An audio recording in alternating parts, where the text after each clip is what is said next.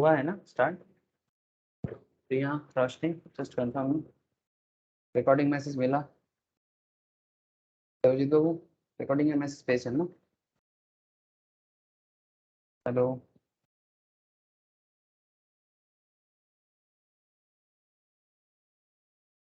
मेरा साउंड आ रहा है क्या आप लोगों को? हेलो रोशनी,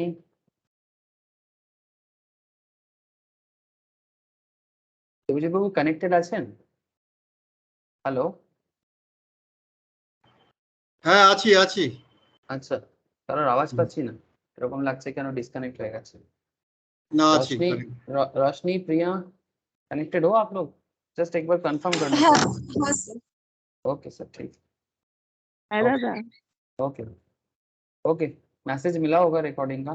ठीक है, चलिए स्टार्ट करते हैं। Okay sir, good morning to all of you again. तो बेसिकली इक्विटी डेरिवेटिव, और हम लोग अभी बात कर रहे हैं सर ऑप्शंस में, है ना? इक्विटी डेरिवेटिव में करेंटली हम लोग बात कर रहे हैं ऑप्शंस में, ठीक है? तो ऑप्शंस में बेसिकली क्या बात कर रहे हैं? ऑप्शंस में करेंटली हम लोग राइटर मतलब सेलर के तरफ से कॉन्सेप्ट को देख रहे हैं सर, सेलर के तरफ से देख रहे हैं, ठीक है? अब सेलर के तरफ से कॉन्सेप्ट क्या होगा? एक्चुअली कुछ लोगों का कुछ प्रॉब्लम हो रहा है, वही मैं देख रहा हूँ कि क्या प्रॉब्लम है आज। ठीक है, चलिए, प्रॉब्लम है किसी किसी को। अच्छा, तो बेसिकली टेलर के तरफ से मतलब जैसे हम लोग को जो एग्जांपल लिए थे, अगर आप लोगों को याद होगा कि आप ऑप्शन कॉन्ट्रैक्ट में बायर भी बन सकते हो, सेलर भी बन सकते हो। Basically call options put options से डिफरेंट थी। मैं अभी पुट पे बात अभी तक स्टार्ट नहीं किया, मैंने अभी तक पुट पे बात नहीं किया। मैंने अभी जितना बात हुआ हम लोगों का वो सारा का सारा कॉल पे हुआ है, और मैं कॉल पे ही फोकस करूंगा आज भी। और इंटरेस्टिंग फैक्ट है, आज मैं आपको मार्जिन के बारे में भी कुछ स्पेशल बात करने वाला हूँ कि as a call option seller और as a call option buyer margin में डिफरेंसेस होता है। As a call option buyer and as a call option seller there is a difference in margin. तो कॉन्सेप्ट इज दैट, जैसे कि हम लोग previous chapter में पढ़े थे कि कॉल ऑप्शंस बाई करने के टाइम पे आपको क्या करना चाहिए। लास्ट दिन हम लोगों ने एज ए सेलर भी देखा, एज ए सेलर भी हम लोगों ने देखा कि जब आप एक ऑप्शंस का कॉल ऑप्शंस का सेलर बनते हो तो आपको क्या करना चाहिए। And the most important thing is that कि एक कॉल ऑप्शन सेलर का थॉट प्रोसेस क्या होना चाहिए, हम लोग इसके बारे में भी काफी डिटेल्स में बात की। और इंटरेस्टिंग फैक्ट ये है कि हम लोग यहाँ पर ये भी चीज देखें कि जैसे मानिए हम लोगों ने जो स्टार्टिंग एग्जाम्पल लिया था, एक प्रैक्टिकल एग्जाम्पल हम लोगों ने लिया था, दैट इज बुंदेलखंड एक्सप्रेसवे का जो जो कॉन्ट्रैक्ट बना था। बुंदेलखंड एक्सप्रेसवे के बगल में जो जिनका भी लैंड था उसमें दो फ्रेंड था सर, एक वेनु और एक अजय का। तो वेनु एंड अजय के बीच में जो डील हुआ था उसमें अजय था बायर और लैंड का buyer, basically in our example this option buyer, call option buyer, and वेन्यू जो था सर वो था कॉल ऑप्शन सेलर, ठीक है? Now even in stock market हम लोग यही बात यहाँ पर भी देखा कि किस तरह से आप एक कॉल ऑप्शन सेलर बनते हो, और as a call option seller आपका थॉट प्रोसेस क्या होता है।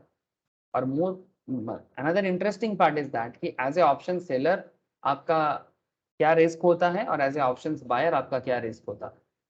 एज ए ऑप्शन बायर आपका क्या रिस्क होता है, और एज ए ऑप्शन सेलर आपका रिस्क क्या होता है। And the most important part is that sir options buyer का रिस्क थोड़ा कम है comparatively. Options buyer always limited risk में होता है, और लिमिटेड रिस्क जो प्रीमियम वो भरता है ना सर, वही उसका रिस्क है। ऑप्शन बायर का रिस्क जो है जो प्रीमियम वो भरता है, प्रीमियम का रिस्क ही है। लेकिन ऑप्शन सेलर के लिए रिस्क अनलिमिटेड है, मतलब प्रॉफिट भी लिमिटेड है और रिस्क जो है अनलिमिटेड है। और इसके पीछे रीजन क्या था ये भी हम लोगों ने लास्ट क्लास में डिस्कस किया था। मैं आज थोड़ा सा लास्ट क्लास को कंटिन्यू करूंगा और आपको मैं बताने वाला हूं कि एज ए ऑप्शन सेलर या फिर राइटिंग ए कॉल ऑप्शन, उसको राइटर भी कहा जाता है, एज ए ऑप्शन सेलर और as a writing a call options आपको क्या डिसीजंस लेना चाहिए, and most importantly call option seller का पे ऑफ क्या होता है, ठीक है, मतलब एक कॉल ऑप्शन सेलर कब प्रॉफिट देख सकता है इन सिंपल, ठीक है, और कब उसका ब्रेक इवन आता है और किस सिचुएशंस में उसका लॉस चला जाता है। तो ये एक इंटरेस्टिंग एरिया है। और उसके साथ साथ मैं आपको और एक इंटरेस्टिंग चीज बताने वाला हूँ। As a call option seller आपका मार्जिन मनी क्या होता है, आपका मार्जिन जो जमा करना होता है ये कैसा होता है। एक इंटरेस्टिंग पार्ट ये है सर, एक कॉल ऑप्शन सेलर का मार्जिन और एक फ्यूचर कॉन्ट्रैक्ट, ठीक है, जो लोग फ्यूचर कॉन्ट्रैक्ट का क्लास अच्छे से करे हो उनको पता है कि फ्यूचर कॉन्ट्रैक्ट में आपको आपको बहुत ही हाई अमाउंट ऑफ मार्जिन जमा करना पड़ता है compare to normal buy call options buy की बाई का जो मार्जिन है उससे काफी ज्यादा मतलब मार्जिन फ्यूचर मार्केट में देना पड़ता है। तो कॉन्सेप्ट दैट कि फ्यूचर कॉन्ट्रैक्ट में जैसा मार्जिन भरना पड़ता है, ठीक है, almost similar kind of margin एक कॉल ऑप्शन सेलर को भी भरना पड़ता है। अब ये कैसे होता है, किस तरह से होता है और क्यों होता है, ठीक है, मार्जिन एक ऑप्शंस बायर का कॉल ऑप्शंस बायर का मार्जिन लो क्यों और ऑप्शन सेलर का मार्जिन हाई क्यों, इसके पीछे रीजन क्या है ये भी मैं आपको बताऊंगा, इवन विथ एग्जांपल बताऊंगा, डोंट वरी, ठीक है। जैसे यहाँ पर आप देख सकते हैं कि स्पैन मार्जिन कैलकुलेटर में है पर दो तरह का मार्जिन एक्चुअली होता है और ये दो तरह का मार्जिन के बारे में मैंने फ्यूचर मार्केट में ऑलरेडी डिस्कस कर चुका। तो प्लीज एक बार फ्यूचर मार्केट का क्लास गो थ्रू कीजिए जिनका बाई चांस क्लास मिस है, ठीक है, कि फ्यूचर मार्केट में मैंने मार्जिन क्या होता है और उसमें स्पैन मार्जिन और एक्सपोजर मार्जिन में क्या फर्क है इसके बारे में बात किया। एक्चुअली जब भी हम लोग कोई कॉन्ट्रैक्ट लेते हैं ना मार्केट से, तो मार्केट हमारे से दो तरह का मार्जिन लेके टोटल मार्जिन हमसे लेता है, एक स्पैन मार्जिन और दूसरा एक्सपोजर मार्जिन। और यहाँ पर मैंने उसी का कैलकुलेशन ये बेसिकली जीरोधा से लिया गया, ठीक है, या फिर आप स्टॉक से भी देख सकते हो या फिर जो भी आपका ब्रोकिंग फार्म है आप वहां से भी देख सकते हो, no issue with that. But point is that एक मार्जिन कैलकुलेशन जब होता है जो एक्चुअली एक ट्रेडर को जमा करना पड़ता है, पहले से ही ट्रेड स्टार्ट करने से पहले आपको मार्जिन जमा करके ही मार्केट में खेलना पड़ता है। सो पॉइंट इज दैट कि एज ए फ्यूचर ऑप्शंस मतलब जब आप कॉल ऑप्शंस को बाई करते हो, ठीक है, जब आप कॉल ऑप्शंस को बाई करते हो तो उसका जो मार्जिन अमाउंट है जो बेसिकली प्रीमियम अमाउंट है जो बहुत ही कम होता है और ज्यादा पॉपुलर इसलिए है क्योंकि अमाउंट लो है। लेकिन जब आप सेलर बनते हो ना आपका मार्जिन मनी हाई हो जाता है, आपका मार्जिन मनी हाई हो जाता है, इट्स लाइक अ फ्यूचर की तरह काम करता है। जो नॉर्मल फ्यूचर कॉन्ट्रैक्ट होता है वहां पर जैसा मार्जिन होता है एक कॉल ऑप्शंस में भी, ऑप्शंस मार्केट में जब आप सेलर बनते हो तो आपका मार्जिन भी ऑलमोस्ट सेम लेवल में चला जाता है, मतलब हाई कंपेयर टू बाई। जब आप बाई करते हो तो मार्जिन लो रहता है लेकिन जब आप सेल करते हो तो मार्जिन हाई चला जाता है, क्यों, इसके पीछे का रीजंस भी बताऊंगा। एंड फिर मैं आपको दोनों पॉइंट को मार्च करके आपको मैं एक साथ ये भी बताऊंगा कि कैसे एक ऑप्शंस बायर और एक ऑप्शन सेलर दोनों का पूरा सोच क्या है। सर थोड़ा सा ट्रिकी एरिया है तो मैं आपको बस इतना बताना चाहूंगा कि थोड़ा सा पेशेंस रखे, प्रीवियस लेक्चर्स को थोड़ा रिवाइज किया करें, ठीक है, थोड़ा पेशेंस भी रखे, प्रीवियस लेक्चर्स को भी थोड़ा सा रिवाइज भी किया करें और रेगुलर क्लास में भी थोड़ा सा पेशेंस रखिए क्योंकि yes good morning Sumit ji, good morning ज्योति। लेट हो गया सर, सॉरी सर। वैसे ठीक है कोई बात नहीं, मैंने अभी तक न्यूली कुछ भी स्टार्ट नहीं किया, मैं बस लास्ट क्लास को याद दिला रहा था, रिवाइज करा रहा था और अभी यही बता रहा था कि आज क्या करना है। और फिर लास्ट में मैं आपको और एक चीज़ भी बताऊंगा आज कि इंडिया में हम लोग एक्चुअली वर्ल्ड में दो ऑप्शंस बहुत ज़्यादा पॉपुलर है, दो तरह का ऑप्शंस, एक होता है यूरोपियन ऑप्शंस और एक होता है अमेरिकन ऑप्शंस, ठीक है। तो कॉन्सेप्ट इज दैट कि इंडिया में क्या चलता है, सर इंडिया में यूरोपियन चलता है, ठीक है, तो ये सर यूरोपीय, सर हाँ बोलो सर बोलो sir. Sorry to interrupt sir, ये टाटा स्टील आप बताने वाले थे ना सर, अरे हाँ सर, हजार बता का दूंगा शेयर सर, 107 रुपया। हाँ वो स्प्लिट हुआ है सर, स्प्लिट हुआ है, डोंट वरी, मैं बीच में ले लूंगा, ठीक है, या लास्ट में मैं बता दूंगा। आपने कल मुझे पूछा था, रिसेंट इवेंट है, आई अंडरस्टैंड, टाटा स्टील ने स्प्लिट किया, ठीक है, मैं बता दूंगा, ठीक है, थोड़ा वेट कीजिए क्योंकि अभी मुझे थोड़ा सा ऑप्शंस में कंटिन्यू करने दीजिए। जैसे मैं लास्ट में क्लास एंड के कम से कम 10-15 मिनट के बाद पहले मैं टाटा स्टील का बात करूँ, ठीक है। Okay sir. ये टाटा स्टील में क्या हुआ है, एक्चुअली टाटा स्टील में बहुत ज़्यादा बात चले टाटा स्टील को लेके बिकॉज टाटा स्टील स्प्लिट किया अपना शेयर्स को 1:10 के बेसिस पे और ये स्प्लिट होने के टाइम पे ये एक special type of corporate events है, ठीक है। ये बेसिकली एक कॉर्पोरेट इवेंट है और ये एक मार्केट में रेगुलर बेसिस पे देखने को मिलता है। अब ये जब भी कंपनी अपना शेयर को स्प्लिट करता है तो उसका इफेक्ट स्टॉक मार्केट में किस तरह से पड़ता है और स्टॉक मार्केट ट्रेडिंग में किस तरह से पड़ता है, इसका भी एक आइडिया मैं आपको जरूर बताऊंगा। बट ये बेसिकली एक फंडामेंटल टेक्निक है, ठीक है। लेकिन फंडामेंटल है, बट फंडामेंटल के साथ साथ ये रेगुलर मार्केट में भी काफी इंपॉर्टेंट है फॉर ट्रेडर्स, बहुत इंपॉर्टेंट है, ठीक है। बताऊंगा सुमित जी, मुझे याद है आपने कल बोला था, इवन मैंने बोला था कि मैं क्लास में डिस्कस करूंगा, सो डोंट वरी। लेकिन मैं थोड़ा सा कंटिन्यू करता हूँ जहाँ पे हम लोग लास्ट दिन क्लास को डिसकंटिन्यू किए थे, या फिर जहाँ लास्ट तक हुआ था उसके बाद से। तो बेसिकली अगर मैं थोड़ा सा नज़र दूँ तो एक टास्क मैं आप लोगों को दिया था कि जब आप लोग एक ऑप्शन सेलर बनते हो तो ऑप्शन सेलर बनने के लिए आपको जो कैलकुलेशन करना पड़ता है एज एन ऑप्शन सेलर, आपके पास कुछ सिचुएशंस क्रिएट होता है कि कब आपको प्रॉफिट होगा, कब आपको लॉस होगा। इसके लिए मैंने आपको एक जनरलाइजेशन करने के लिए एक टास्क दिया था कि अपना प्रॉफिट एंड लॉस को कैलकुलेट करें, calculate your profit and loss, ठीक है। तो कहने का मतलब ये है सर कि जब आप लोग किसी भी कंपनी में ऑप्शंस ट्रेड करते हो किसी पर्टिकुलर स्टॉक में या फिर इंडेक्स में, जब हम लोग ऑप्शन ट्रेड करते हैं, ठीक है, तो ऑप्शन ट्रेड करने के टाइम पे हम लोग स्ट्राइक प्राइस चूज करते हैं, है ना सर। अब आई होप कि आपको स्ट्राइक प्राइस क्या है ये मुझे बार बार याद दिलाने का जरूरत नहीं है, ठीक है। से for example just look eight here, मैं यहाँ पर निफ्टी 50 है यहाँ पर, बट हम लोगों के एग्जांपल पे बजाज ऑटो था, मैं बजाज ऑटो पे ही एग्जांपल को कंटिन्यू करूंगा। बट मेरा जस्ट कहने का मतलब ये है कि जब भी हम लोग किसी पर्टिकुलर स्ट्राइक प्राइस में, जैसे मानिए ये स्टॉक ऑप्शन है, यहाँ पर आप एक्सपायरी डेट चूज कर सकते हैं। स्टॉक ऑप्शन में स्टॉक सिलेक्ट करना होगा, कोई भी स्टॉक अगर आप हम लोग लेते हैं यहाँ से, अदानी पोर्ट, एक्सपायरी डेट, अगर मैं रिसेंट एक्सपायरी डेट लेता हूँ 25 अगस्त का, कॉल है कि पुट है, तो पुट अभी नहीं करेंगे, अभी कॉल में ही बात करेंगे, ठीक है। स्ट्राइक प्राइस यहाँ पर आप देखिए 600 से लेके डिफरेंट स्ट्राइक प्राइस नजर आ रहा है, ठीक है। अब स्ट्राइक प्राइस क्या है ये तो पता है आपको, strike price is basically contract price, strike price is basically contract price. तो इन आवर एग्जाम्पल हम लोगों ने जो एग्जाम्पल लिया था उसमें हमारा कॉन्ट्रैक्ट प्राइस या स्ट्राइक प्राइस था 2050, याद है ना। बजाज ऑटो बजाज ऑटो का जो स्ट्राइक प्राइस लेके हम लोग चल रहे थे वो 2050 का था। प्रीवियस लेक्चर्स को अगर थोड़ा सा दिमाग में रखिएगा तो आपको याद आ जाएगा कि आवर मतलब हम लोगों का स्ट्राइक प्राइस था बजाज ऑटो में 2050, जैसे कि ये वाला, ये हमारा ऑप्शन चेन था। इसी बजाज ऑटो के ऑप्शन चेन से हम लोगों ने इसको देखा था सर, ठीक है। This is our option chain and from this option chain हम लोग यहाँ पर देखिए सर 1600 से लेके 2700 तक का जोन हमारे सामने है, ठीक है। ओरिजिनल डेटा है जैसे हम लोग अभी देखा आपको एनएससी के साइड से, ऐसा ये भी एनएससी के साइड से ही लिया गया है, ठीक है। सो बजाज ऑटो का जब मैं ये ऑप्शन चेन का एग्जाम्पल आपको दे रहा हूँ, on that time Bajaj auto market में चल रहा था 2026, यस। बजाज ऑटो मार्केट में चल रहा था 2026 में स्पॉट मार्केट में, लेकिन बजाज ऑटो का स्ट्राइक प्राइस चल रहा था 1600 से लेके 2700। नाउ पॉइंट इज दैट कि इसका यहाँ पर हम लोगों ने 2050 को चूज किया।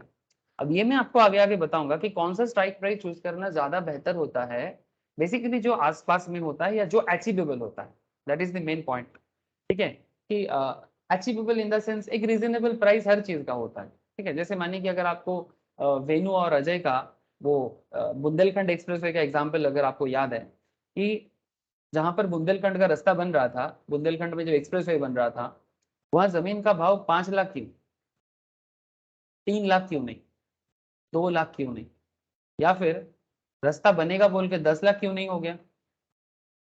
हर चीज में ना एक रीजनेबल मार्केट ट्रेंड रहता है। तो आपको ना जब भी स्ट्राइक प्राइस चूज करना है तो आप मार्केट ट्रेंड के साथ अगर समझ में आपको रहेगा ना कि मार्केट ट्रेंड क्या है, तो आप प्रॉपर स्ट्राइक प्राइस चूज कर पाओगे।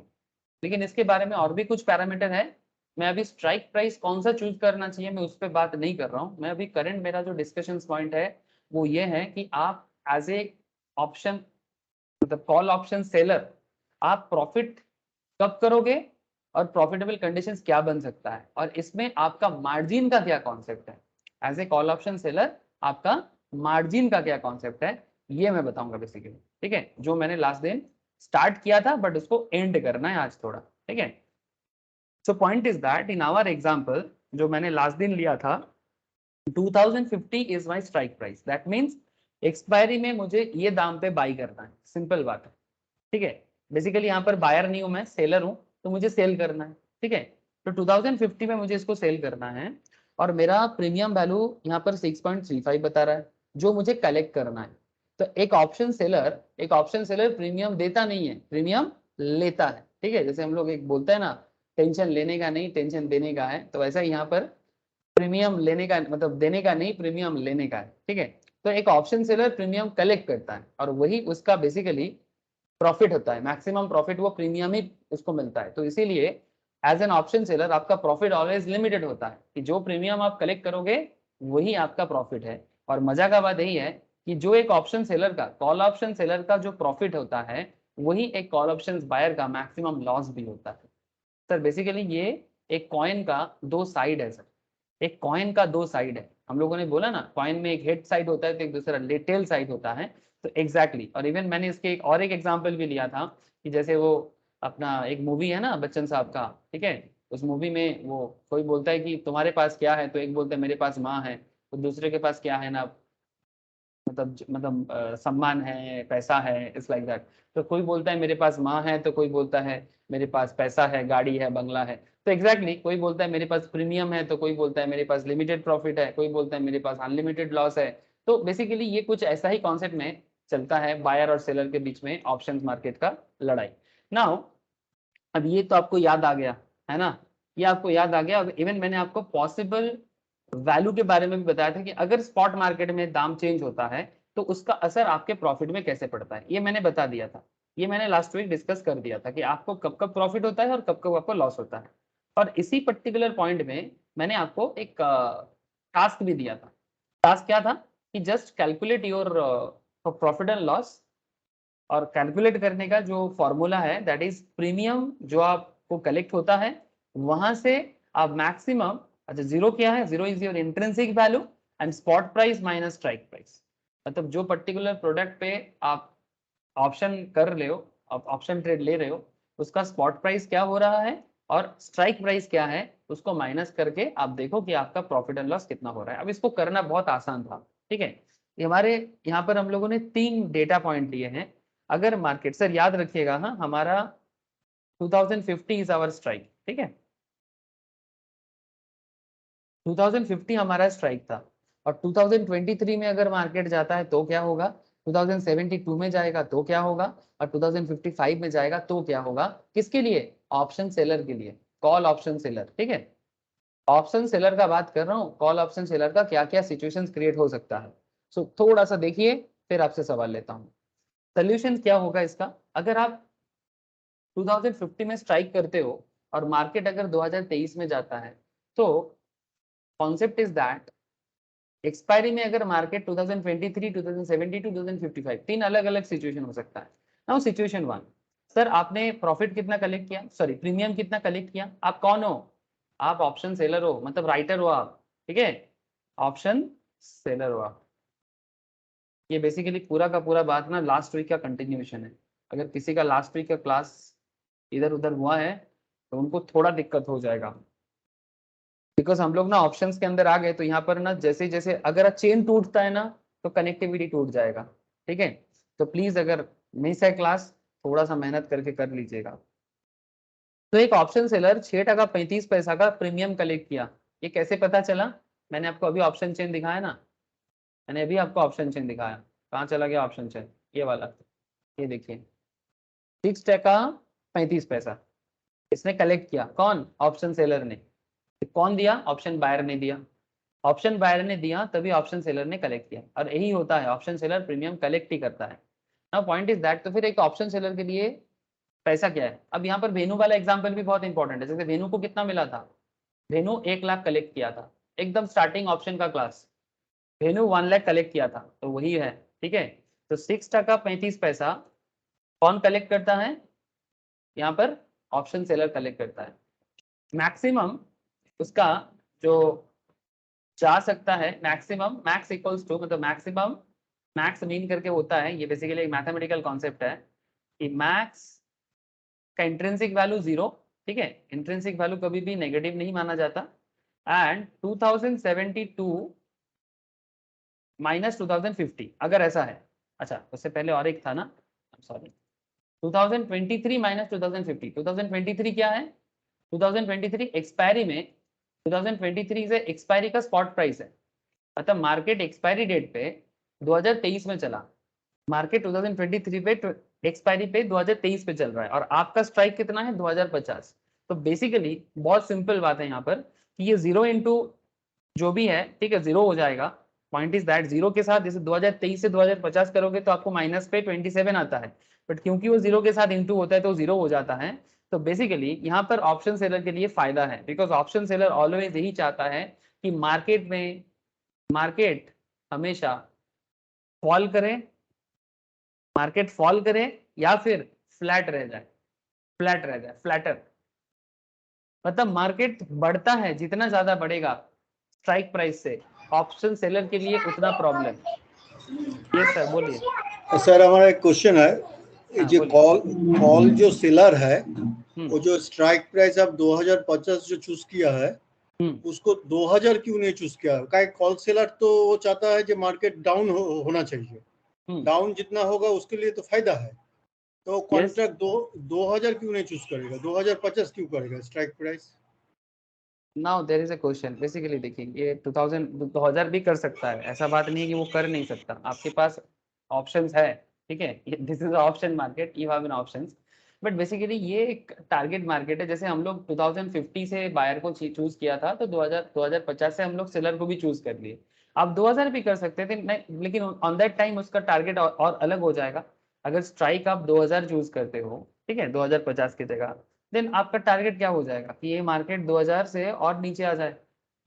एज ए सेलर आपका पॉइंट ऑफ व्यू क्या होना चाहिए कि अगर मेरा स्ट्राइक प्राइस, अगर स्ट्राइक प्राइस 2000 है, ठीक है, जैसे कि आपने पूछा मुझे, अगर स्ट्राइक प्राइस 2050 की जगह 2000 है, लेकिन ऑप्शन सेलर को प्रॉफिट कब होगा, जब मार्केट फॉल करेगा एक्सपायरी पे, एक्सपायरी पे जब स्पॉट मार्केट फॉल करता है तभी उसको फायदा है। तो ये मार्केट 2000 से कितना नीचे होना चाहिए, कम से कम 1990 वगैरह होगा या 1980 होगा, तब ना प्रॉफिट,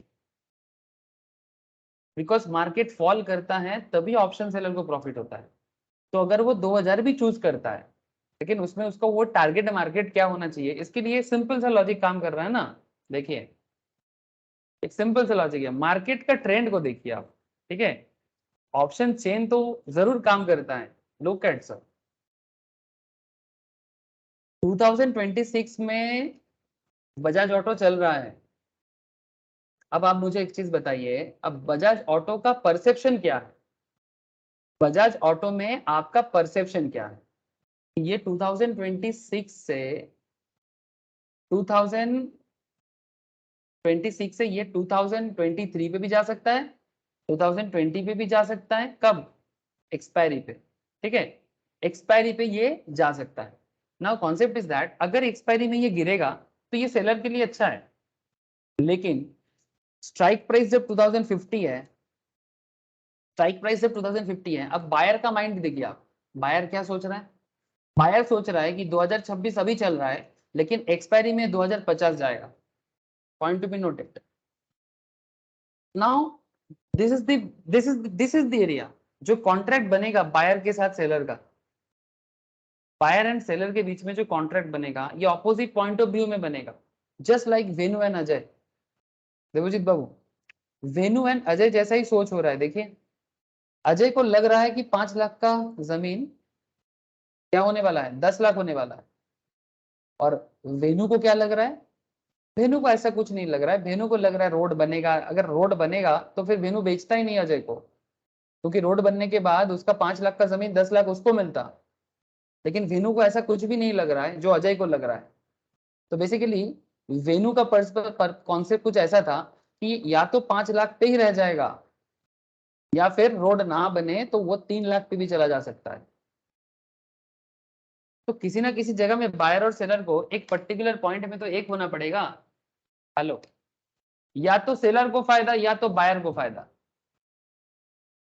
लेकिन एक पर्टिकुलर पॉइंट तो होना चाहिए।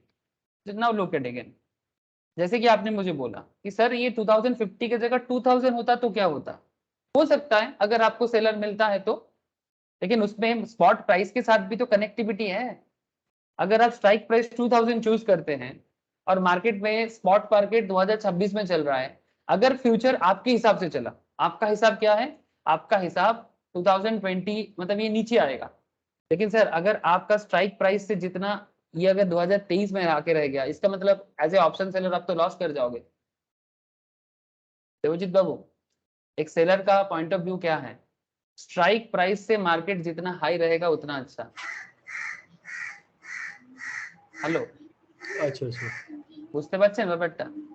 না মানে অপশন সেলারের পক্ষে কি মানে ওই স্ক্রিপ্টেড রেট যত বেশি থাকবে তত ভালো হবে নাকি? यस मतलब 2000 अगर आपका स्ट्राइक प्राइस है तो आप क्या चाहोगे कि ये जितना हाई रहेगा उतना अच्छा है, बिकॉज ऑप्शन सेलर तो मार्केट को फॉल के हिसाब से देखता है ना। तो अगर मार्केट बढ़ जाता है, अगर मार्केट बढ़ जाता है, ठीक है, 2026 के जगह 2000 मतलब सॉरी, आप मेरा बात को थोड़ा सा समझिए, मतलब इसका पॉइंट ऑफ व्यू तो मार्केट फॉल के साथ जाना चाहता है, मार्केट फॉल होगा या फ्लैटर होगा तो उसको प्रॉफिट मिलेगा, लेकिन वो 2026 से अगर 2050 हो जाएगा, 2070 हो जाएगा तो ऑप्शन सेलर के लिए, ऑप्शन सेलर के तो लॉस होगा। यस, ऑप्शन सेलर के लिए लॉस होगा ना। वही तो पॉइंट है कि ये स्पॉट मार्केट का मूवमेंट को समझना है। आप 2000 का स्ट्राइक प्राइस लीजिए या 2050 का स्ट्राइक प्राइस लीजिए, doesn't matter, but what about the spot market का ट्रेंड। सर बेसिकली वो 2000 के जगह 2050 इसलिए चूज किया गया है कि स्पॉट मार्केट वही आसपास चल रहा है 2050 का, और 2 दिन 3 दिन अगर वो होल्ड कर रखेगा तो जाहिर सी बात है अगर वो बेयरिश है मार्केट में तो उसका 2000 जाए या 1990 या 1980 जाए तो उसके आप प्रॉफिट मैक्सिमाइज कर सकेगा। अगर 2000 रखेगा तो प्रॉफिट बहुत कम रहेगा उसका, इसलिए 2000 की जगह 2050 चूज किया ताकि प्रॉफिट ज्यादा हो सके। मतलब चांसेस ज्यादा है, यस, प्रोबेबिलिटी ज्यादा, इसलिए वो आसपास का स्ट्राइक प्राइस दिया है, प्रोबेबिलिटी ज्यादा है, तो दैट्स व्हाई वो 2050 चूज करेगा। लेकिन अगर वो 2000 चूज करते तो उसमें कोई प्रॉब्लम नहीं है, बट प्रॉब्लम वही है कि प्रोबेबिलिटी अटेंड करना मुश्किल हो सकता है, वही मैं बोलने का कोशिश कर रहा हूँ कि प्रोबेबिलिटी। और वो 2100 या 2150 लेगा उसके लिए और अच्छा है, जिसके लिए उसका प्रीमियम देखिए कितना हाई में मिलेगा उसको, 79 या 122। यस, उसको ज्यादा प्रीमियम भी मिलेगा और रिस्क भी ज्यादा रहेगा उसमें उसका। यस, रिस्क भी ज्यादा हो जाएगा, प्रीमियम हाई मिलेगा बट रिस्क और हाई हो जाएगा, बिकॉज वो अचीव होगा कि नहीं होगा ये इसको लेके डाउट रह जाएगा, अचीवमेंट में डाउट रह जाएगा। जितना जितना लंबा समय में जाएगा उतना ज्यादा रिस्क भी है, प्रीमियम वैल्यू हाई लेगा तो फिर उसका मार्जिन भी हाई हो जाएगा। तो ये डिपेंड करता है। अब ये चीज मैं आपको धीरे धीरे और आगे बताऊंगा, ठीक है, कि स्ट्राइक प्राइस कौन सा चूज करना किसके लिए जरूरी होता है, ये एक डिस्कशन एरिया है, ठीक है। স্যার আরেকটু বলুন, এই যে 2100 স্ট্রাইক প্রাইসে 2100 স্ট্রাইক প্রাইসে 1.5 টাকা আছে, 1 টাকা 50 পয়সা আছে প্রিমিয়াম ভ্যালুটা, এটাকে আমি চুজ করব না কারণ এটা তো আমার টাকা কম লাগবে নিলে। कर सकते हैं, बट अगर अचीवमेंट नहीं होगा तो मतलब चांसेस, प्रोबेबिलिटी, मतलब 2026 का स्टॉक है, 2050 के जगह 2023 भी हो सकता है, ये चांसेस ज्यादा है, मतलब प्रोबेबिलिटी, मार्केट ट्रेंड ज्यादा है।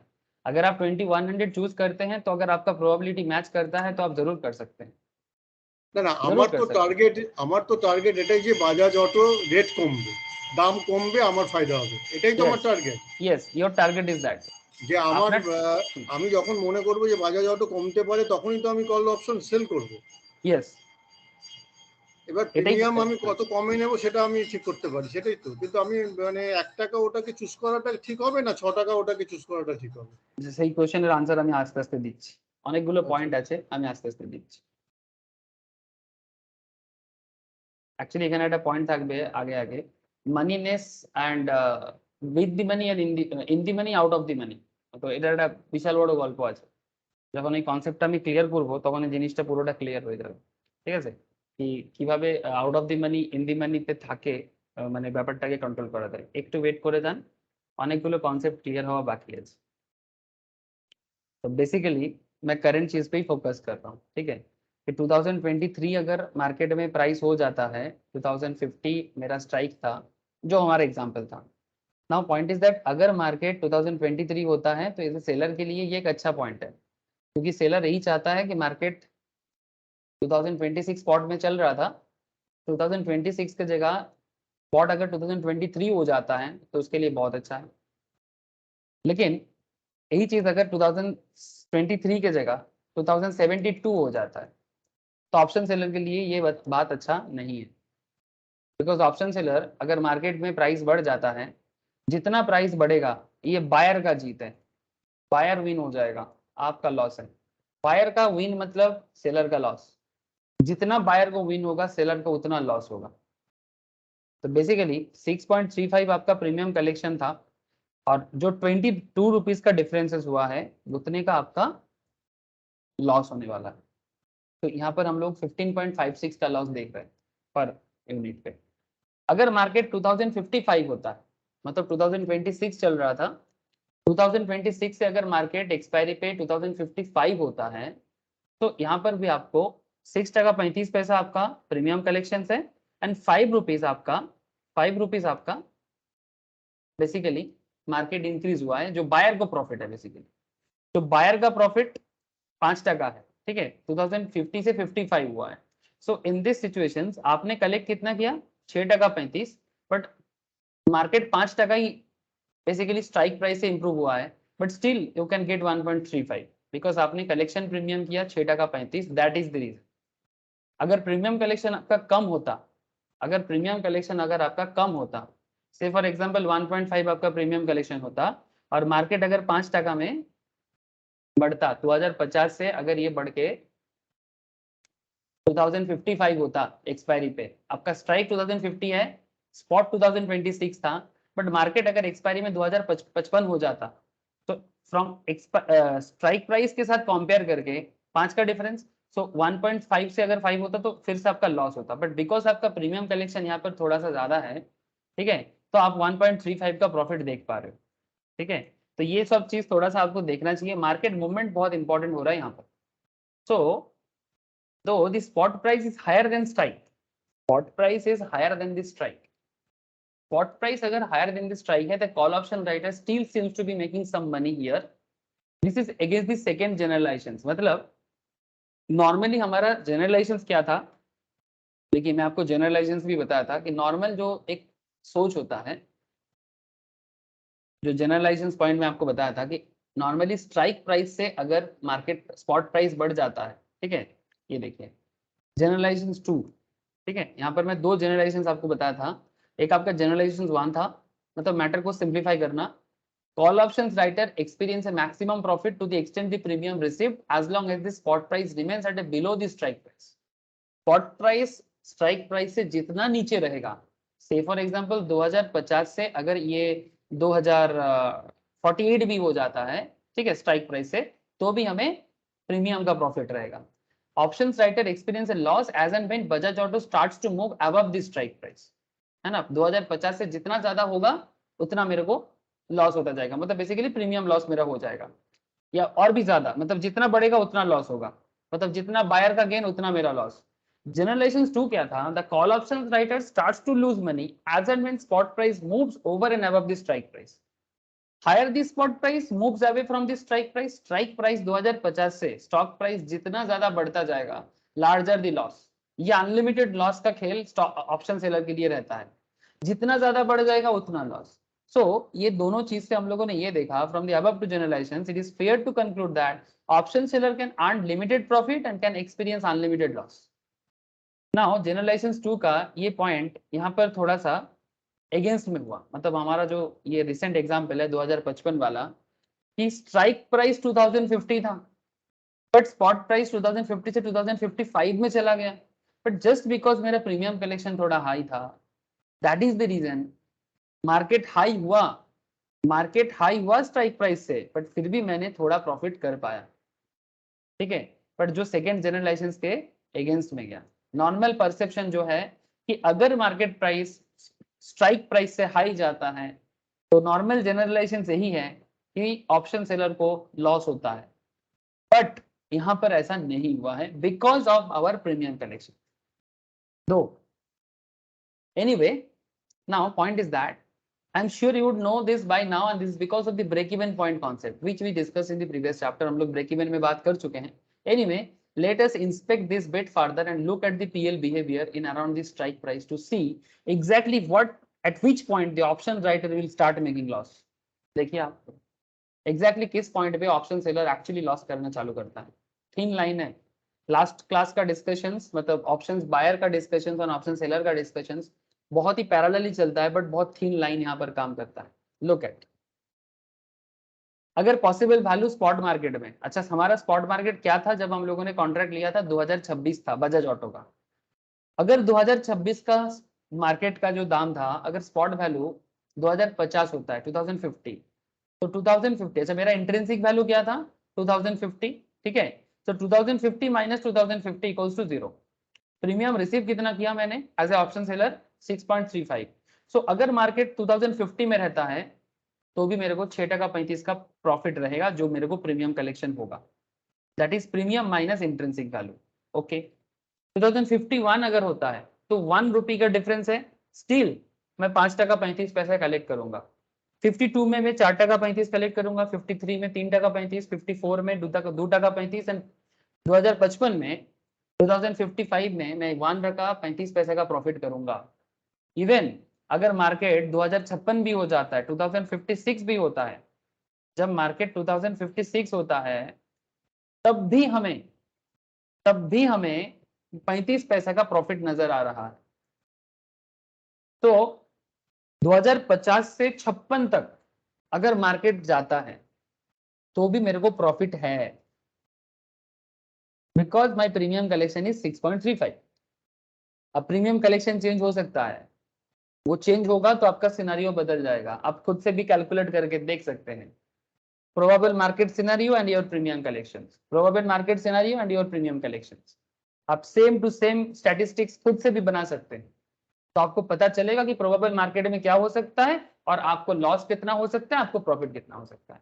नाउ 2057 में आपका लॉस है 65 पैसा, because premium collections minus intrinsic value. 58 में 1.65, 59 में 2.65. तो बेसिकली इसके बाद 2056 के बाद आपका लॉस होना चालू, तो क्लियरली यहाँ पर कुछ चीज देखने के लिए लायक है सर. देखिए, even when the spot price moves higher than the strike. Sir एक बार स्क्रॉल कीजिए ऊपर. एक सेकंड, बोलिए. हाँ बस सर वो 8 नंबर में देखिए सर, वहाँ पे 6.35 माइनस 7 लिखा हुआ, माइनस 0.65. हाँ अच्छा सर ठीक है. हाँ ठीक है सर, हम गलत थे. तो बेसिकली 2056 से जितना आपका मार्केट आगे जा रहा है उतना आपको लॉस नजर आएगा, बिकॉज आपका प्रीमियम कलेक्शन यहाँ पर 6.35 था, जिसको हम लोगों ने यहाँ पर कांस्टेंट रखा अभी तक. तो clearly when the spot price moves higher than the strike, अगर स्पॉट प्राइस स्ट्राइक से जितना ज्यादा जाएगा, ऑप्शंस राइटर को प्रॉब्लम है, बट वो स्टिल पैसा बना सकता है. जिसके लिए हम लोगों ने 7 ऐसा एग्जांपल देखा कि स्ट्राइक प्राइस से ऊपर है मार्केट, स्पॉट मार्केट, फिर भी ऑप्शंस राइटर कलेक्शन कर पाया, मतलब बेसिकली प्रॉफिट कर पाया, या फिर थोड़ा बहुत ब्रेक इवन में रहा. He continues to make money till the spot price increase more than strike plus premium receipt. This is how market actually works. At this point, he starts to lose money, hence calling this the breakdown point. जहां से उसका point मतलब loose होना चालू हो जाएगा, जैसे 2057, 2057 is the point जहां से उसका ब्रेकडाउन चालू होता है. This is the area. Now breakdown point for all the call option seller क्या है? Breakdown point for all the call option seller is strike price plus premium receipt. जो strike price है और जो प्रीमियम रिसिप्ट का value है, ये अगर मार्केट अचीव कर लेता है तो मानिए कि आपका ब्रेकडाउन स्टार्ट हो गया, जो in our example Bajaj auto के केस में 2056.35. It's a simple maths. So the break even point for all call options buyer becomes a breakdown point for the call option seller. मतलब यहाँ पर बहुत अगेन उल्टा बात हो गया, मैं आपको पहले से ही बोल रहा ना, ये कॉइन का दो पहलू है. कॉल ऑप्शंस बायर के लिए, कॉल बायर के लिए जो ब्रेक इवन है, कॉल सेलर के लिए वही पॉइंट ब्रेक डाउन है. बायर के लिए जो ब्रेक इवन है सेलर के लिए वो ब्रेक डाउन है, बिकॉज ये ऑपोजिट वे में ही काम करता है, ये ऑपोजिट वे में ही काम करता है। नाउ कॉल ऑप्शन सेलर का पे ऑफ देखिए, कॉल ऑप्शन सेलर का पे ऑफ देखिए, तो सिंपल पीएल का ग्राफ है। मेरा स्ट्राइक प्राइस बजाज ऑटो में था 2050, मेरा प्रीमियम कलेक्शन था 6.35, तो 2050 से 6.35 तक जितना होता है उतना तक तो सर देखिए यहाँ पर जितना नीचे रहेगा 2050 से जितना नीचे रहेगा उतना मुझे फायदा। इवन ये वाला पॉइंट देखिए, this is a 0 and this 2 is positive area, graph को समझिए, 5 and 10 is a positive area and नीचे का जो हिस्सा है ये बेसिकली नेगेटिव हिस्सा है। मतलब ऑप्शन सेलर यहाँ पर लॉस करता है और ये लॉस अनलिमिटेड तक जा सकता है, बट उसका प्रॉफिट जो है वो लिमिटेड है, दैट इज 6.35,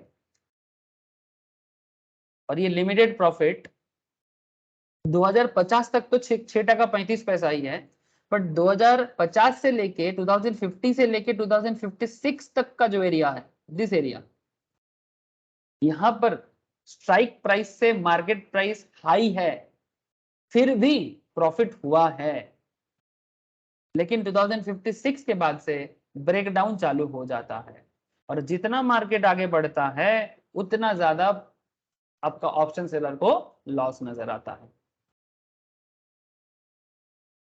नाउ प्रोबेबिलिटी क्या है? नाउ प्रोबेबिलिटी यह है कि एज ए ऑप्शन सेलर आपका मार्केट परसेप्शन किधर जा रहा है किसी पर्टिकुलर स्टॉक के लिए, तो परसेप्शन ही है जो आपको प्रॉफिट और लॉस के पर मैनेज करेगा। तो this is how call option seller का लॉस एंड प्रॉफिट का सिचुएशन। तो एक चीज कंफर्म हो गया सर कि कॉल ऑप्शन सेलर अगर आप बनते हो तो आपका प्रॉफिट लिमिटेड है बट रिस्क अनलिमिटेड है। मतलब नीचे कहाँ जाएगा पता नहीं, जितना जाएगा आपको लॉस होता जाएगा एक्सपायरी तक। Now the call option seller, उसका पीएल का जो पे ऑफ जो एक मिरर इमेज था, ये mirror image basically call options buyer का जो सिचुएशन था जस्ट उसका ऑपोजिट है। अगर आपको कॉल ऑप्शंस बायर का सिचुएशन याद है तो ये देखिए, ये देखिए ये सिचुएशन था ना, ये बायर का सिचुएशन था, सेलर का जस्ट ऑपोजिट हुआ है, जस्ट ऑपोजिट हुआ है। आई होप आप लोगों को याद होगा सब, ठीक है? अगर याद नहीं है तो एक बार फिर से गो थ्रू कर सकते हैं, बट आई होप आपको यह समझ में आ गया। तो नाउ ये तो हम लोगों ने देख लिया कि sir as a call option seller आपका प्रॉफिट एंड लॉस का सिचुएशन। सो याद रखिएगा, the call option sellers PL payoff looks like a mirror image of call options buyer PL payoff. From the chart above, you can notice the following points which are in the line with the discussion we had just had. क्या क्या point आपको समझना चाहिए? Profit is restricted to 6.35। आपका profit 6.35 तक normally restricted है, but हाँ 2050 से 56 के एरिया में ब्रेकडाउन प्राइस जो है we can see the profit getting minimized. मतलब 6.35 से आप थोड़ा प्रॉफिट करोगे, ऐसा नहीं कि प्रॉफिट नहीं करोगे, अप टू 56.35 तक, बिकॉज आपका प्रीमियम कलेक्शन जितना है उतना तक तो आपको मिनिमाइज प्रॉफिट होगा, बट हाँ मिनिमम प्रॉफिट होगा, ठीक है? बट हाँ रेस्ट्रिक्शन मैक्सिमम आपको 6.35। 2056.35 we can see that there is a neither profit nor a loss. At above 2056.35 the call option sellers start losing money. In fact, the slope of the PL line clearly indicates that the losses starts to increase as and when the spot value moves away from the strike price. Now note on margin. अब हमें आपको margin के बारे में कुछ कहना है। अब क्या कहना चाहता हूं मैं मार्जिन के बारे में? देखो sir, think about the risk profile both the call options buyer and call option seller. अब दोनों का रिस्क प्रोफाइल को समझिए, एक बायर का रिस्क और एक सेलर का रिस्क। किसका रिस्क ज्यादा है बताइए ना? वेन्यू का रिस्क ज्यादा था कि अजय का रिस्क ज्यादा था? अजय 1 लाख जमा करके बुंदेलखंड के साइड में रोड रास्ता खरीदने के लिए वेन्यू को 1 लाख दिया था, जिसको हम लोग प्रीमियम बोले थे। बट अगर रोड नहीं बनता है या अगर रोड बन जाता है तो वेन्यू का ही लॉस होने का चांसेस ज्यादा है। Limited profit and unlimited risk ये वेन्यू का है, बट अजय के केस में क्या है, अजय का अनलिमिटेड प्रॉफिट होने का चांसेस है, अगर रोड बन जाता तो अजय का ही प्रॉफिट है, बट रिस्क जो है वो लिमिटेड है कि जाएगा तो 1 लाख ही जाएगा, जो प्रीमियम है वही जाएगा, यही है ना। तो this is the concept, margin अपना रोल प्ले करता है। Think about the risk profile of both the call options buyer and call option seller. Call options buyer bears no risk, basically he just has to pay the required premium amount to the call option seller। मतलब इसको अगर आप risk बोलोगे तो ये risk है, but basically यही risk है against which he would buy the right to buy the underlying at a later point. अगर एक कॉल ऑप्शंस बायर मार्जिन जमा कर रहा है, ठीक है, जैसे भेनु के केस में 1 लाख, हमारे बजाज ऑटो के केस में 6.35 का प्रीमियम जितना का लॉट है, ठीक है। अगर 100 लॉट है तो 100 के हिसाब से, 150 लॉट है तो 150 के हिसाब से, 200 का लॉट है तो 200 के हिसाब से, whatever be the lot size. Now point is that कि as a call options buyer आपका लॉस, मतलब आपका रिस्क बेसिकली वही प्रीमियम वैल्यू, अगर मार्केट आपके हिसाब से नहीं चला तो। लेकिन फ्यूचर टाइम पे मार्केट में जो एग्जीक्यूशन करना है, राइट टू बाई जो है वो किसके हाथ में है, वो बायर के हाथ में। We know his risk is maximum loss is restricted to the premium he has already paid। जो एक ऑप्शंस बायर पे करता है प्रीमियम के तौर पे, जैसे कि इन आवर एग्जांपल 6.35 रुपीज, उतना ही उसको लॉस होगा। However, यहाँ पर और एक चीज देखिए, when you think about the risk profile of a call option seller, we know that he bears an unlimited risk, his potential loss can increase as and when the spot price moved above the strike price। just देख के आया हम लोग। Having said this, think about the stock exchange, how can they manage the risk exposure of an option seller। अब एक option seller का risk exposure को market कैसे देखता है, market in the sense exchange, BSE NSE का बात कर रहा हूं। अनलिमिटेड लॉस पोटेंशियल है एक ऑप्शन सेलर को, तो इतना लॉस थोड़ी ना एक्सचेंज खुद से बेयर करेगा, एक्सचेंज थोड़ी ना खुद से बेयर करेगा। तो एक्सचेंज क्या करेगा, what if loss becomes so huge that option seller decide to default, option seller default भी कर सकता है। So clearly stock exchange cannot afford to permit a derivative participants to carry such a huge default risk। Hence it is mandatory for option seller to park some money as margin। तो एक option seller को भी margin जमा करना पड़ेगा, and margin charge for an option seller is similar to margin requirement for a future contract. एक option seller का margin future contract के मार्जिन की तरह ही होता है सर, ऑलमोस्ट। फ्यूचर कॉन्ट्रैक्ट में जैसे high amount of contract value होता है ना, लेकिन हाँ बोलो सर। यही मेरा क्वेश्चन था सर, परसों जो हम डिस्कस किए थे, पूछा था ना आपसे कि वो प्रीमियम हाँ, दे रहा है हाँ। बट सेलर ने तो कुछ दिया भी नहीं अभी तक। यस सर, यस सर, यही पॉइंट आपने पूछा था, मुझे याद है, ठीक है। तो ऑप्शन सेलर को भी जमा करना पड़ेगा। जैसे अगर आप यहाँ पर देखें, यहाँ पर मैं एफ एंड ओ लिया, ठीक है, ये मार्जिन कैलकुलेशन है। तो यहाँ पर अगर मैं एनएफओ देखता हूँ, मतलब बेसिकली फ्यूचर एंड ऑप्शंस का एक्सचेंज, एक काम करते हैं, पहले एक फ्यूचर चूज करते हैं, कोई भी एक कंपनी उठाते हैं। चलिए अंबुजा सीमेंट देख लेते हैं, क्वांटिटी 1800 है, लॉट साइज को ऐड करते हैं।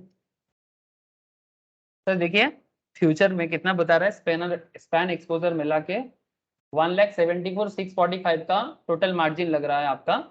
अब स्पैन और एक्सपोजर क्या है, इसके लिए आपको फ्यूचर कॉन्ट्रैक्ट एक बार देखना पड़ेगा। फ्यूचर कॉन्ट्रैक्ट में स्पैन और एक्सपोजर में बहुत डिटेल्स में बात किया मैंने। एक्सपोजर बेसिकली जो रिस्क, डिफॉल्ट रिस्क को कंट्रोल करने के लिए आपका लेता है, बट कम से कम ट्रेड लेने के लिए स्पैन होना जरूरी है। लेकिन इसका डिटेल्स बातचीत हुआ है स्पैन और एक्सपोजर के बीच में, ठीक है। स्पैन और एक्सपोजर में क्या डिफरेंसेस है, इसका भी मैंने डिटेल्स में बात करके रखा। तो प्लीज एक बार आप लोग देखिएगा, स्पैन और एक्सपोजर का क्लास अगर नहीं मिलेगा, मिल जाएगा। फ्यूचर का जो प्लेलिस्ट मैंने शेयर किया सबके साथ, वहीं पर आपको मिल जाएगा, ठीक है। अगर नहीं मिलता है तो मुझे एक बार बताइए, मैं आपको स्पैन एक्सपोजर का क्लास लिंक दे देता हूँ वापस। नाउ पॉइंट इज दैट, आप देखिए यहाँ पर कि एक्सचेंज में, मतलब जो कॉन्सेप्ट चल रहा है फ्यूचर प्रोडक्ट में, आप यहाँ पर देखिए कि कितना मार्जिन इसको लगा। अगर इसी को मैं ऑप्शंस में डालता, ठीक है, और ये कॉल है, ऑप्शन टाइप कॉल है, पुट में भी नहीं जाना है, ठीक है। स्ट्राइक प्राइस ढूंढना पड़ेगा, ठीक है। अब कितना स्ट्राइक प्राइस है इसका के बारे में, स्ट्राइक यहाँ पर एप्लीकेबल नहीं कर रहा है, तो ठीक है, देखते हैं कुछ आता है कि नहीं। स्ट्राइक प्राइस क्या चलेगा अंबुजा सीमेंट का, कोई मुझे देख के बता सकते हो? चेन देखना पड़ेगा।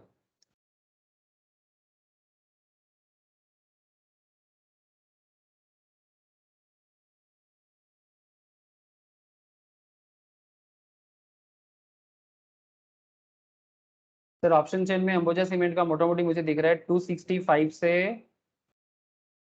445 का चल रहा है। करंट स्पॉट कितना चल रहा है सर? अंबुजा का स्पॉट कितना चल रहा है? एनीवन? देख लेते, हाँ बोलिए। देख लेते, एक मिनट देख ले एक बार।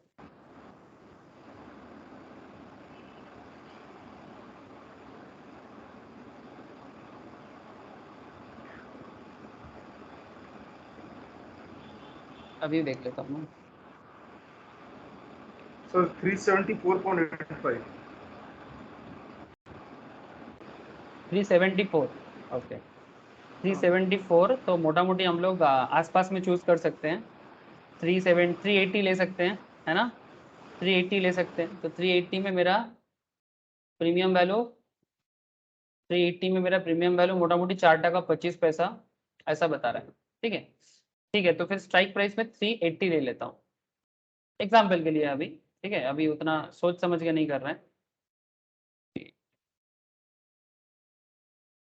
सर देखिए इसमें ऑप्शंस में मेरे को 1,74,427 का टोटल मार्जिन बता रहा है स्पैन एक्सपोजर मिला के। ठीक है, और अगर जैसे ये ऑप्शंस में क्या हो गया, बाई हो गया। ठीक है, तो जब आप सिमिलरली सेलर बनते हो, अब यहाँ पर सेलर बन जाओ। सेलर बन के जब आप इसको चेक करोगे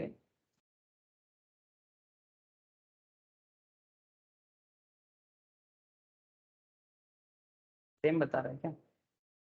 सेम नहीं बताएगा सर, ये ज्यादा बताएगा बेसिकली। ऑप्शन सेलर में मार्जिन नो डाउट ज्यादा होता है।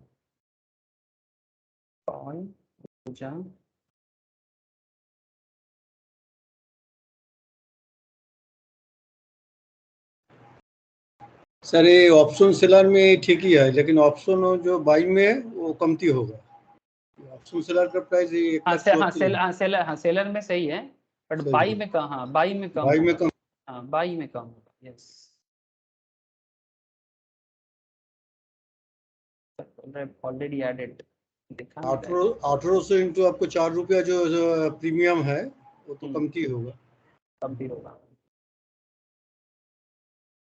1880 अगर मैं रखता हूँ, बाई है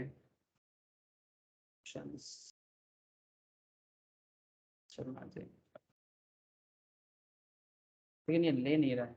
you have already added this contract. अच्छा ठीक है, बाद में अगर मुझे ये कुछ कारण से ये काम नहीं कर रहा है, अभी देखता हूँ मैं इसका स्क्रीनशॉट आपको दिखा देता हूँ कि सेम टू सेम वे में लिया गया है सर। आप देखिए एक बार। मतलब कहने का मतलब ये है कि जैसे ये देखिए सेम सेम वही पॉइंट में, मतलब जो स्क्रीन में मैं दिखा रहा था आपको वही स्क्रीन है। यहाँ पर अगर आप देखें, देखिए यहाँ पर 31,000 का इसका फ्यूचर जो पड़ रहा था 125 क्वांटिटी में बजाज ऑटो का। सिमिलरली अगर आप देखें यहाँ पर ये कॉल लिया गया, सेल लिया गया। ठीक है, तो इसका 36,000 पड़ रहा है। अब ये जो 4-5 हजार का डिफरेंसेस है उसके पीछे अलग कैलकुलेशंस काम करता है, बट ऑलमोस्ट इसका जो रेंज है, मतलब एक फ्यूचर कॉन्ट्रैक्ट का जो डील हो रहा है और एक कॉल ऑप्शन सेलर का जो डील हो रहा है ऑलमोस्ट सेम रेंज पे होता है। बट अगर ये बाई होगा तो ये कम हो जाएगा, नो डाउट कम हो जाएगा। तो कहने का मतलब यही है कि मार्जिन ऑप्शन सेलर की तरफ से ज्यादा इसलिए होता है बिकॉज उसका अनलिमिटेड रिस्क, और वो रिस्क के लिए फ्यूचर कॉन्ट्रैक्ट में जैसा होता है एग्जैक्टली ऑलमोस्ट सेम रिस्क के कारण ही ऑप्शन सेलर का मार्जिन अमाउंट ज्यादा होता है। अभी जो 31 और 36 का डिफरेंस है इसके पीछे का अलग कॉन्सेप्ट है, वो मैं आपको आगे बताऊंगा कि क्या डिफरेंसेस है कैलकुलेशंस के कारण। ठीक है, कॉल सेलिंग में बहुत ज्यादा ही प्रीमियम मार्जिन बन पा रहा है। हाँ सर ऑब्वियसली सेलर के हिसाब से कॉल बाइंग या पुट बाइंग सही है। ये सर इसीलिए कॉल बाइंग ज्यादा पॉपुलर है, कॉल सेल ज्यादा पॉपुलर नहीं है कंपैरेटिवली। बट सर आपको दोनों एंगल जानना चाहिए। ठीक है, बात पॉपुलैरिटी का नहीं है, बात श्योरिटी का है, ठीक है। कि आप मार्केट के बारे में श्योर कितना हो ये बहुत डिपेंड करता है, ठीक है।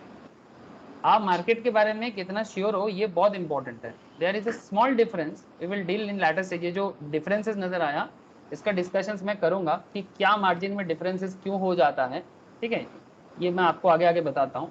अब इतना देर से हम लोगों ने जो पॉइंट में बात किया उसको एक बार देखिए, पुटिंग थिंग्स टुगेदर, मतलब जितना सारा बात हम लोग अभी ऑलरेडी डिस्कस करके अभी तक जो डिस्कशन हुआ है उसको अगर मैं थोड़ा सा समरी करता हूँ तो हमें क्या मिलता है आप देखिए। मतलब लास्ट हम लोगों ने 4 चैप्टर ऑलरेडी पढ़ चुके हैं। कॉल ऑप्शंस में बेसिक देखे, कॉल ऑप्शंस का बेसिक ऑप्शंस का जार्गन जाने, बाइंग कॉल ऑप्शंस को बाई करना सीखे, कॉल ऑप्शंस को सेल करना भी सीखे। अब अगर मैं सारा पॉइंट को एक करता हूँ, एक कॉल ऑप्शंस बायर और सेलर के हिसाब से आपको किस तरह का मेंटेलिटी और किस तरह का नॉलेज हमेशा दिमाग में रखना है, ठीक है। Now you need, with respect to call options buying and selling, unlike other topics in finance, options are little heavy duty. Yes, no doubt. Finance में बहुत सारे टॉपिक होते हैं, उसमें फ्यूचर एंड ऑप्शंस में ऑप्शन थोड़ा हैवी है, no doubt heavy है, बिकॉज यहाँ पर डिफरेंट मैटर काम करता है, डिफरेंट पैरामीटर काम करता है। I guess it makes sense to consolidate our learning at every opportunity and then proceed further. Here are the key things we should remember. देखो सर बहुत सारा चीज आपको रिमेंबर करने का जरूरत पड़ता है ऑप्शंस में। With respect to options buying, options buying की तरह अगर हम एक बार वापस चले जाएं तो ऑप्शंस बायर के हिसाब से, मतलब आप ना दिमाग में वेनु एंड अजय को समझ में रखो, आपको हेल्प होगा, ठीक है। तो अजय कौन था? अजय बायर था जो बुंदेलखंड में जमीन बाई कर रहा था, ड्यू टू एक्सप्रेसवे बनना है इसलिए, अंडरलाइन के कारण।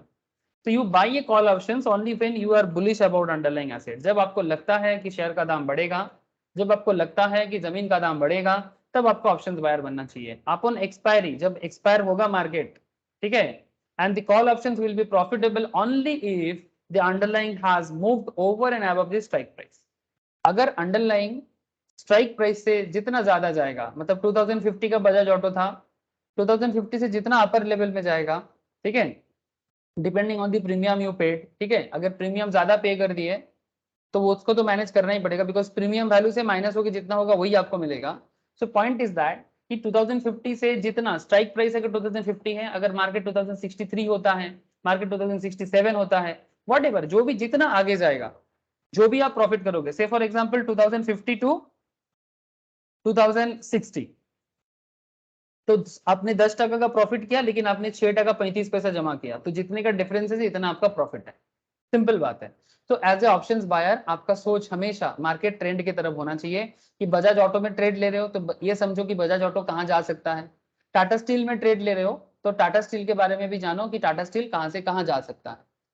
वैसे टाटा स्टील, अगर मैं रिसेंट सिचुएशंस देखूं, मैं अभी बात करूंगा टाटा स्टील पे क्योंकि स्प्लिट हुआ है, 107.80 चल रहा है। तो बेसिकली टाटा स्टील इससे पहले 1000 का चल रहा था। इस साल के 2021-22 के बीच में, लास्ट एक साल में 1500 का इसका हाईएस्ट गया है, लेकिन अभी वो डेटा आपको यहाँ नहीं मिलेगा बिकॉज ये स्टॉक स्प्लिट हो चुका है।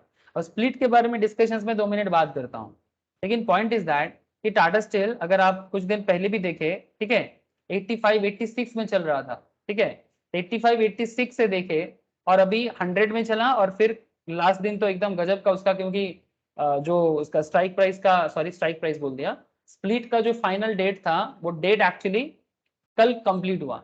इसका डिसीजन पहले ही लिया गया था। तो जब से ये डिसीजन चला था, डिसीजन से लेके अभी तक का लास्ट दिन 29 जुलाई तक, कल तक, इसका जो सिनारियो रहा वो ऐसा रहा कि स्टॉक में इसका मूवमेंट नजर आया। अभी नाउ क्वेश्चन इज दैट क्या सर ये टाटा स्टील और बढ़ सकता है? सर मुझे जितना रिसेंट रेंज के बारे में मैंने ऐसे अभी तक फंडामेंटल्स प्रॉपरली नहीं देखा, बट जितना मुझे लग रहा है कि ये बेस्ट पोजीशंस होगा, अगर ये फिर से 94-95 जोन में आए तो बेस्ट बाई होगा। बट अगर फिर भी कोई थोड़ा लॉन्ग टर्म ड्यूरेशन के लिए भी सोचता है, अगर अभी भी बाई करता है तो मैक्सिमम 120-125 तक जा सकता है। इसका रेजिस्टेंस लेवल को थोड़ा देखना जरूरी है। करेंटली ये ऑलमोस्ट रेजिस्टेंस के आसपास ही है। सर ये स्प्लिट होना क्या अच्छा होता है या खराब होता है, या मार्केट टाटा स्टील का बहुत ही खराब हो गया सर? क्या खराब हो गया सर? इसका कंपनी का रेपुटेशन नहीं, जैसे कि 1000 रुपये का शेयर था टाटा स्टील, अचानक से इसका अपना दाम कम हो गया, ऐसा क्या रेपुटेशन खराब हो गया क्या मार्केट? ऐसा नहीं है एक्चुअली। इसका ये करता क्यों है जानते बिजनेस? मैं बताता हूँ, रुक जाइए ना। एक्चुअली फ्यूचर पे थोड़ा बता देने चाहिए, मैं बताऊंगा। मैं इसलिए टाटा स्टील का नाम लिया कि आपको मैं टारगेट बताने के लिए लिया अभी, ठीक है। मैं आपको जस्ट टारगेट समझाने का कोशिश कर रहा था कि टाटा स्टील का अपकमिंग टारगेट क्या हो सकता है। कोई मानिए कि टाटा स्टील में ऑप्शंस लेना चाहता है, ठीक है। तो अगर कोई टाटा स्टील में ऑप्शन लेना चाहता है तो उसका टारगेट के बारे में कि टाटा स्टील अगला कुछ दिनों में कहाँ तक पहुंच सकता है, उसके बारे में परसेप्शन क्या हो सकता है। मैं स्प्लिट पे आता हूँ सर, रुक जाइए। वही परसेप्शन ही है जो आपको स्टॉक में बायर या सेलर बनाता है, ठीक है।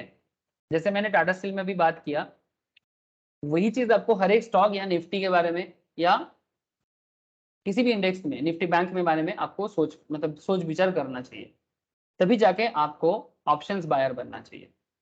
तो क्या मतलब निकला? Buying a call option is also referred to as long on call options और लॉन्ग कॉल। लॉन्ग कॉल मतलब मार्केट बढ़ेगा, ये परसेप्शन प्रॉपर माइंड पे होना जरूरी है, तभी बायर बनो, अदरवाइज नहीं। तो buy a call options you need to pay premium to the options writer. जैसे कि in our Bajaj Auto example that was 6.35, in our Ajay Dhanu example that was 1 lakh. Ajay ने 1 लाख का प्रीमियम जमा करके मार्केट में खेलना आया था 6 महीने की एक्सपायरी में। ये एक महीने की एक्सपायरी में 6.35 देके आया था। Call option buyer has limited risk to the extent of the premium paid. जितना वो प्रीमियम पे करेगा उतना ही उसका मैक्सिमम लॉस हो सकता है, बट उसका अनलिमिटेड प्रॉफिट हो सकता है। मतलब 2050 का बजाज ऑटो 2070, 2080, 2100 कहीं भी जा सकता है। और 1 लाख का प्रीमियम जमा करके 5 लाख का जो जमीन था बुंदेलखंड का, वो 5 लाख का जमीन 10 लाख 12 लाख कहीं भी जा सकता है। तो कहने का मतलब ये है कि एज एन ऑप्शंस बायर आपके लिए limited loss and unlimited profit का सिनारियो ओपन होता है। Break even point is the point at which the call options buyer neither makes money nor experience loss. Break even कहाँ आता है? Profit and loss देखो आप, maximum intrinsic value 0 होगा, spot price minus strike price minus premium paid, ठीक है। ये formula मैंने ऑलरेडी समझा के आया, जस्ट एक बार वापस गो थ्रू कर लीजिए। So what is the break even point? Strike price plus premium paid. मतलब अगर 2050 का स्ट्राइक प्राइस है बजाज ऑटो में और जितना आपने प्रीमियम पे किया लाइक 6.35, मतलब 2056 2056.35 is your break even point. मतलब यहाँ पर आप ना तो प्रॉफिट करोगे ना ही लॉस करोगे। 2056 2056.35 से मार्केट जितना ऊपर जाएगा उतने का प्रॉफिट आपका रहेगा, जितना नीचे आएगा उतने का लॉस आएगा। अगर मैं अजय वेनु का एग्जाम्पल को वापस याद दिलाऊं, अजय एंड वेनु के केस में 1 लाख आपने प्रीमियम दिया था, जमीन का दाम 5 लाख था। तो 5 लाख का जमीन अगर 6 लाख होता है तो आप अजय से 5 लाख से जमीन तो खरीदते हो, point to be noted, but आपका 1 लाख का प्रीमियम ऑलरेडी आपने खर्चा करके रखा। तो अगर मार्केट में जमीन का प्राइस 6 लाख होता है, मानो जब आप बेचने के लिए जाते हो 5 लाख का जमीन को बाई किया आपने 5 लाख पे, फिर 1 मंथ लेटर आप 6 लाख पे बेचते हो, तो क्या आपको प्रॉफिट होता है? Please tell me. 1 लाख आपने अजय भेनु को पहले से ही दे दिया था, नाउ एक्सपायरी पे 5 लाख पे ले लिया कॉन्ट्रेक्चुअल हिसाब से, लेकिन फिर उसने जब मार्केट में सेल करने गया तो उसको 6 लाख ही मिला। तो क्या अजय ने प्रॉफिट किया यहाँ पर? नहीं sir, no profit no loss. No profit no loss, because जो 1 लाख का प्रॉफिट नजर आ रहा है ना, वो 1 लाख ऑलरेडी प्रीमियम के साथ एडजस्ट हो जाएगा। 1 लाख माइनस 1 लाख, तो उसका प्रॉफिट तभी होगा जब जमीन कम से कम 6 लाख से ज्यादा, मतलब 6 लाख 10, 6 लाख 20, 6 लाख 50, 6 लाख 70, 6 लाख 80, जो भी होगा वही उसका प्रॉफिट दिखेगा।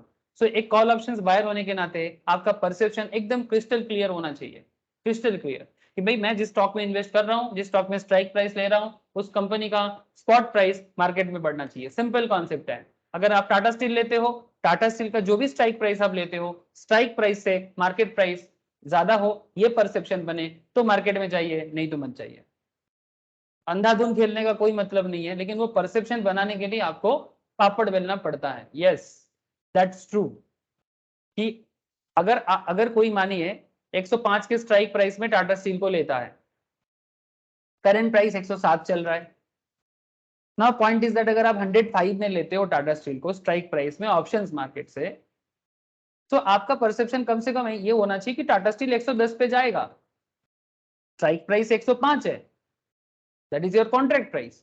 अगर मार्केट 107 से 110 में जाएगा, बहुत अच्छा है कि मार्केट को 107 से 110 में जाने दीजिए, तो आप यहाँ पर 3% का मार्केट आप देखना चाहते, 3 पॉइंट में अपसाइड देखना चाहते, तो इधर आप 5% का प्रॉफिट करोगे, और जो प्रीमियम आप जमा करोगे, अगर आप 1.5% का प्रीमियम जमा करते हो तो 5 माइनस 1.5 करके जो 3.5% का वैल्यू होता है वो आप प्रॉफिट करोगे। लेकिन इसके लिए ये परसेप्शन बनाना जरूरी है कि क्या टाटा स्टील नेक्स्ट दिन या नेक्स्ट एक्सपायरी तक 110 तक जाएगा कि नहीं जाएगा। मतलब सिंपल बात है sir, fundamental is very important with technical. मतलब ये जो candlesticks and trade patterns and fundamental analysis, ठीक है, इंपॉर्टेंट है। यही दोनों चीज जब आप एक करोगे ना, तभी जाके आपको समझ में आएगा कि कौन सा स्टॉक बढ़ सकता है और कौन सा स्टॉक नीचे जा सकता है। अब ऑप्शन सेलर के बारे में बात कर लेते हैं ना, सिंपल बात है। अब सेलर का सोच उल्टा होगा, यू कैन सेल ऑप्शंस। कब आपको ऑप्शन सेलर बनना चाहिए? Only when you believe that upon expiry underlying asset will not increase beyond the strike price. मतलब बहुत सिंपल है। अगेन मैं टाटा स्टील में बात करता हूं, अगर आपका स्ट्राइक प्राइस 105 था, करंट प्राइस 107 है, बट आपका सोच ऐसा है कि टाटा स्टील नेक्स्ट 107 से 104 में जाएगा या 103 में जाएगा, समथिंग लाइक दैट। अगर ऐसा सोच है आपका, या 100 में वापस आएगा, अगर लंबा एक्सपायरी लेते हो तो ही आपको ऑप्शन सेलर बनना चाहिए। मतलब एक कॉन्सेप्ट तो क्लियर है, आपको स्टॉक का मूवमेंट को समझना है, टेक्निकली प्लस फंडामेंटली। ये दोनों जब तक आप नहीं समझ पाओगे, तब तक आपका ऑप्शन बायर या ऑप्शन सेलर दोनों में गड़बड़, दोनों में गड़बड़। मतलब अंधाधुन नहीं खेलना है, अंधाधुन नहीं खेलना है, समझ के खेलना है। तो ऑप्शन सेलर कब बनना चाहिए, ये क्लैरिटी आ जाना चाहिए। तो when you are bearish about any stock और इंडेक्स, बेसिकली जिसको हम लोग नॉर्मल फ्यूचर मार्केट में या इंट्राडे में शॉर्ट सेलिंग बोलते हैं। तो selling a call option is also called shorting a call option और सिंपली शॉर्ट कॉल। तो when you sell call options you receive the premium, आपको यहाँ पर प्रीमियम मिलता है, सिंपल बात है, 6.35 रिसीव करो। Profit of an option seller is restricted to this premium, आपका मैक्सिमम प्रॉफिट इतना ही होगा जितना प्रीमियम आप रिसीव करोगे।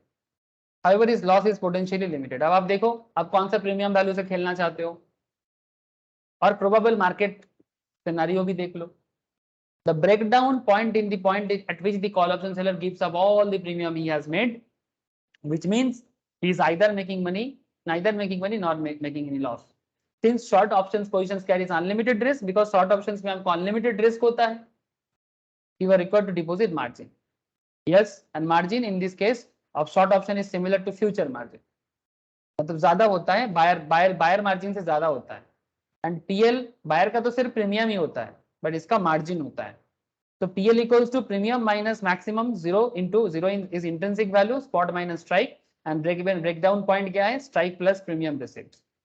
ये मैं ऑलरेडी आपको समझा दिया, तो इसलिए और मैं फॉर्मूला में ज्यादा समय नहीं दे रहा हूँ, बिकॉज ऑलरेडी कैलकुलेट करके हम लोग आ चुके। अनदर इंपॉर्टेंट पॉइंट्स में क्या है, तो when you are bullish on stock, जब आप किसी स्टॉक के बारे में या इंडेक्स के बारे में बुलिश होते हो, लाइक निफ्टी हो, निफ्टी बैंक हो, you can either by the stock in spot और बाय इट्स फ्यूचर। जब आप बुलिश हो, या तो आप उसका स्पॉट खरीद लो या फ्यूचर खरीद लो, या फिर आप कॉल ऑप्शंस बाय करो। तो आपके पास 3 ऑप्शंस है ना। जब आप टाटा स्टील के बारे में बुलिश होते हो, ठीक है, जैसे मानो कि जिसने भी टाटा स्टील के बारे में बुलिश फील किया, ठीक है, जब टाटा स्टील 88 चल रहा था, या फिर अगर कल का ही बात करूं मैं, ठीक है, अगर मैं कल का ही बात कर लूं, 100 में चल रहा था और एक दिन में 107 में आया, तो if you are bullish about the stock, then आपको क्या करना चाहिए, then buy it in spot market, buy it in future market, buy it in call options buy, ठीक है, कॉल बाय। तो तीनों सेम कॉन्सेप्ट है, सेम कॉन्सेप्ट में काम करता है। If you are bullish, then आप अपना पैसा को तीनों जगह में लगा दो, मतलब, या फिर आप चाहो तो एक में लगा दो, लेकिन आप स्पॉट में भी लगा सकते हो, फ्यूचर में भी लगा सकते हो, कॉल बाई में भी लगा सकते हो, बट आपका एक ही सोच है यहाँ पर, सिंगल सोच। मतलब ऐसे बोलते हैं ना, एक तीर 3 निशाना, तीर एक है, परसेप्शन पॉजिटिव है तो निशाना 3 है, spot market, future market, call buy. Now लेकिन तीनों के लिए सेम काम कर रहा है sir. When you are bearish, जब आपका सोच बियरिश है कि भाई टाटा स्टील 107 से 100 में जाएगा, then you can either sell the stock, तब अगर आप होल्ड करते हो तो सेल कर दो या फिर शॉर्ट सेल कर दो स्पॉट में, इसको इंट्राडे बेसिस में करना चाहिए। बट शॉर्ट फ्यूचर भी कर सकते हो और शॉर्ट कॉल ऑप्शंस भी ले सकते हो, मतलब call seller, short call options मतलब कॉल का सेलर बन सकते हो। अगेन परसेप्शन 1 लेकिन निशाना 3। Calculations for the intrinsic value for call option is standard. It does not change based on whether you are options buyer or seller. However, the intrinsic value calculations changes for a put options. Put के जब put के बात करेंगे ना intrinsic value पे, तो put पे बात कर लेंगे सर, अभी put पे दिमाग मत लगाओ। Net PL calculation methodology is different for the call options buyer and seller. Throughout the last 4 chapters, we have looked the PL keeping the expiry in perspective. This is only to help you understand the PL behavior better. One need not wait for the option expiry to figure out if he is going to be profitable or not. ये भी एक point है sir, आपको expiry तक wait करने का जरूरत नहीं है, आप प्रॉफिटेबल हो कि नहीं हो। Most of the option trading जो आज के डेट में होता है वो बेसिकली प्रीमियम चेंजेस के बेसिस में हो जाता है। फॉर एग्जांपल आपने बजाज को बाई किया 2050 में और आप उसके लिए आपने प्रीमियम जमा किया 6.35 में। सुबह मॉर्निंग में आपने देखा बाई नून मॉर्निंग में 6.35 दिया, दोपहर को देख रहे हो कि 9 प्रीमियम चल रहा है। I can choose to sell the book profits, ठीक है, मैं चूज करके इसको प्रॉफिट बुक कर सकता हूँ प्रीमियम सेल करके। The premium changes dynamically all the time, it changes because of many variables at play, we will understand them आगे आगे। ये प्रीमियम क्यों चेंज होता है ये भी मैं बताऊंगा। कॉल ऑप्शंस, अच्छा एक बात, कॉल ऑप्शन जब हम लोग मार्केट में देखते हैं, आप देखेंगे आप सीई देखते हैं और पुट ऑप्शन के लिए पीई देखते हैं। तो सीई का क्या मतलब, ई stands for Europeans. Sir American होता है क्या? यस, तब सीए लिखा होता है। लेकिन क्या अमेरिकन चलता है आजकल? सर आजकल अमेरिकन नहीं चलता है। इंडिया में जो भी ऑप्शन अभी चलता है, एक टाइम था अमेरिकन ऑप्शन भी चलता था, लेकिन आजकल इंडिया में यूरोपियन ही चल रहा है, ठीक है। तो ये जब भी हम लोग ऑप्शंस के साइड में 2050 सीई ऐसा देखते हैं ना, तो सीई का मतलब और कुछ नहीं, ठीक है, ये कॉल ऑप्शंस है, ठीक है। ये देखिए option type,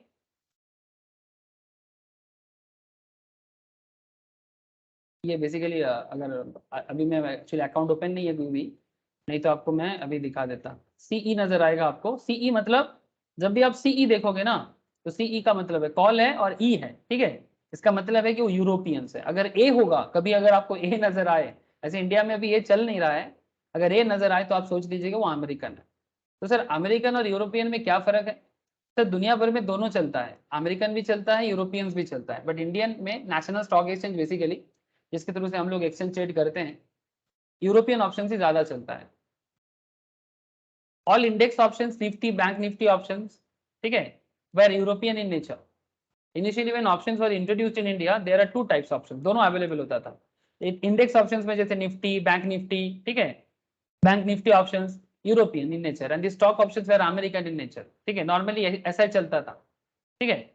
stock options American में चलता है और निफ्टी इंडेक्स वगैरह आपका इंडेक्स में चलता है, मतलब यूरोपियन कॉन्सेप्ट इंडेक्स में चलता है और स्टॉक में अमेरिकन चलता है। तो डिफरेंस दोनों क्या है? ये दोनों का डिफरेंस बहुत सिंपल है, ऑप्शंस का जो एक्सपायरी है उस पर डिपेंड करता है। अब देख लीजिए, मैं नेक्स्ट दिन और थोड़ा सा बता दूंगा। अगर ऑप्शन टाइप यूरोपियन है, देन इसका मतलब ये होता है option buyer will have to mandatorily wait till expiry date to exercise his right, ठीक है। प्रीमियम का चेंजेस अलग बात है, बट नॉर्मल जो ओवरऑल सेटलमेंट है, value of spot market on expiry day जो होता है, उसके लिए आपको एंड तक वेट करना है, जो यूरोपियन ऑप्शंस का कॉन्सेप्ट है।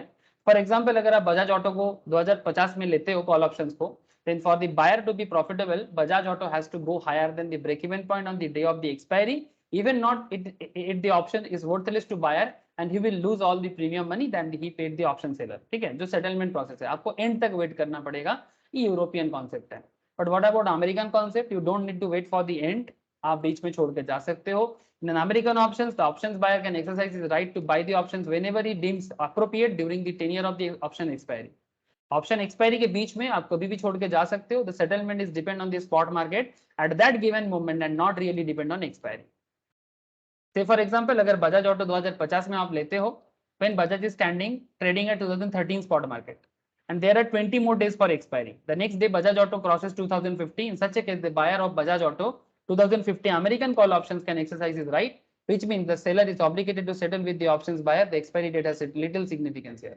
मतलब expiry date उतना भी significant नहीं है American options concept में, but European options concept में ये settlement मतलब expiry is very important. तो people बट अमेरिकन में जो बोला गया है और यूरोपियन में कि हम लोग एक्सपायरी तक होल्ड कर सकते हैं, बट ऐसा तो नहीं है सर. अभी हम आज खरीदे 1 घंटा बाद भी तो बेच सकते हैं उसको. ये सर नॉर्मली ये दोनों कॉन्सेप्ट जो काम करता है ना, ये बेसिकली अगर आप स्टॉक वाइज देखते हो तो अमेरिकन कॉन्सेप्ट काम करता है, ठीक है, लेकिन ज्यादातर केस में एक्सपायरी तक, जैसे इंडेक्स के केस में आप देखिएगा आपको एक्सपायरी तक होल्ड करना पड़ता है, ठीक है. तो इन दैट केस वो कॉल ऑप्शन यूरोपियन कॉन्सेप्ट में काम कर रहा है, ठीक है. मार्केट में थोड़ा बहुत चेंजेस रेगुलर बेसिस में आता रहता है, बट आपको दोनों कैरेक्टर क्लियर कट समझना पड़ेगा कि कब अमेरिकन बात कर रहे हैं, इंडेक्स पे बात कर रहे हैं सर. जैसे प्रीमियम 250 रुपया का है, उसको 2 घंटा बाद देखिए प्रीमियम में 300 चला गया, मतलब वो आप प्रीमियम में कर रहे हो सर. वही बात मैं कर रहा हूँ कि वो आप प्रीमियम में कर रहे हो, बट यहाँ पर मैं बात कर रहा हूँ कि अगर आप पूरा एक्सपायरी तक जो आपका स्पॉट वैल्यू के साथ जो सेटलमेंट प्रोसेस है, अगर आप उसके लिए वेट करते हो, ठीक है, spot price minus strike price.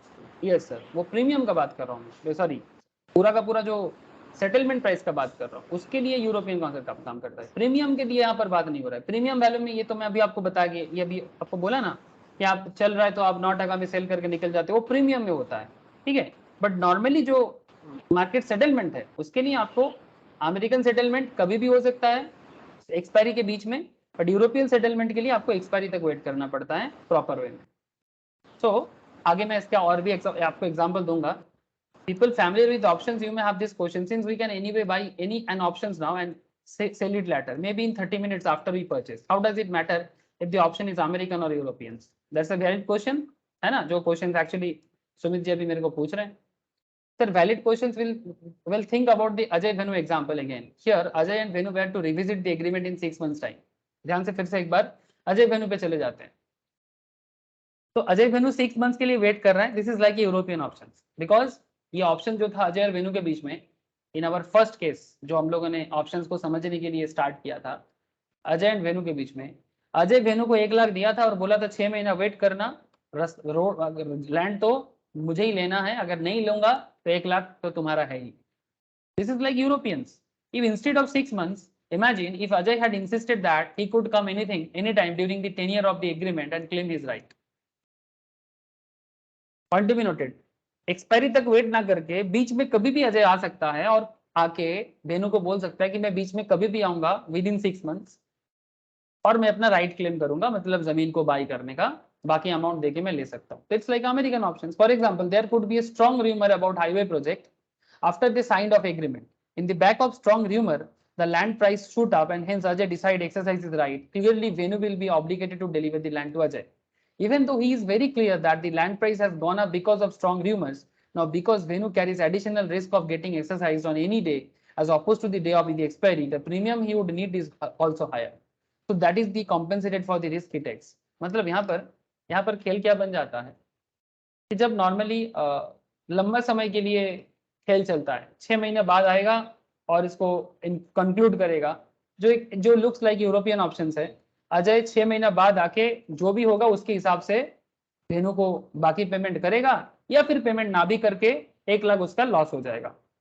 लेकिन अगर बीच में कभी भी आके अजय वेनु से जमीन लेने का बात करता है, प्रीमियम जमा किया हुआ है उसका, लेकिन इस केस में वेनु जो 6 months का टाइम पीरियड लिया था, वेनु के लिए तो चिंता हो गया, बिकॉज वेनु रिस्क और ज्यादा रिस्क में आ गया, क्योंकि मार्केट में कभी भी कुछ भी हो सकता है, एडिशनल रिस्क हो गया. तो वेनु एडिशनल रिस्क लेने के लिए अजय को ना 1 लाख प्रीमियम में नहीं मानेगा. तब वेनु बोलेगा मेरे को 1 लाख से ज्यादा प्रीमियम चाहिए, तभी जाके मैं तुमको किसी भी मूवमेंट में ट्रेड को एग्जीक्यूट करने के लिए दे सकता हूँ. तो अमेरिकन ऑप्शंस कॉन्सेप्ट में प्रीमियम वैल्यू थोड़ा हाई हो सकता है. For this reason American options are always more expensive than European options. And you may be interested to know that about 3 years ago, NSE decided to get rid of American options completely from the derivative segment. So all options in India now is European in nature, which means the buyer can exercise his options based on the spot price on the expiry day. But sir, आगे मैं आपको और भी चीजें बताऊंगा, जैसे put options में बात करूंगा, ठीक है, बट अभी और नहीं. अभी मैं आपको एक बार वो जो क्वेश्चन था आज का सुमित जी ने पूछा था सर स्टॉक स्प्लिट क्या है, एक बार समझा दीजिए। तो सर टाटा स्टील ने क्या किया वो भी मैं बता देता हूँ, 5 मिनट का समय दो, मैं आपको अभी समझा देता हूँ कि टाटा स्टील का ये स्प्लिट में क्या हुआ। 1000 का शेयर 107 में क्यों आ गया। नाउ लुक एट सर आप लोग देख पा रहे हैं ना, टाटा स्टील में स्टॉक स्प्लिट हुआ है, 1000 का शेयर 100 में आ चुका है, ऐसा क्यों, और ऐसा कंपनी कब करता है। यस कोई कुछ कहना चाहते हैं, बोलिए। सर ये नोट्स क्या बेसिक का नोट्स है सर? ये बेसिक का नोट्स है, ठीक है, मैं बेसिक का नोट शेयर कर दूंगा आपको, ठीक है। स्टॉक स्प्लिट क्या है, what is this stock split. For the first time the word stock split sounds bad. Stock split simple, अच्छा सिंपल समझो, मतलब अगर किसी के पास सर ये बेसिकली ना फेस वैल्यू पे होता है। एक्चुअली कंपनी दो चीज करता है कॉर्पोरेट इवेंट्स में, एक कंपनी बोनस भी देता है और कंपनी स्टॉक स्प्लिट भी करता है।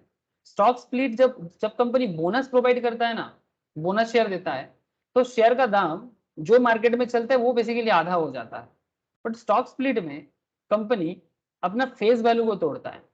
जैसे इस केस में टाटा स्टील ने क्या किया आप देखिए एक बार।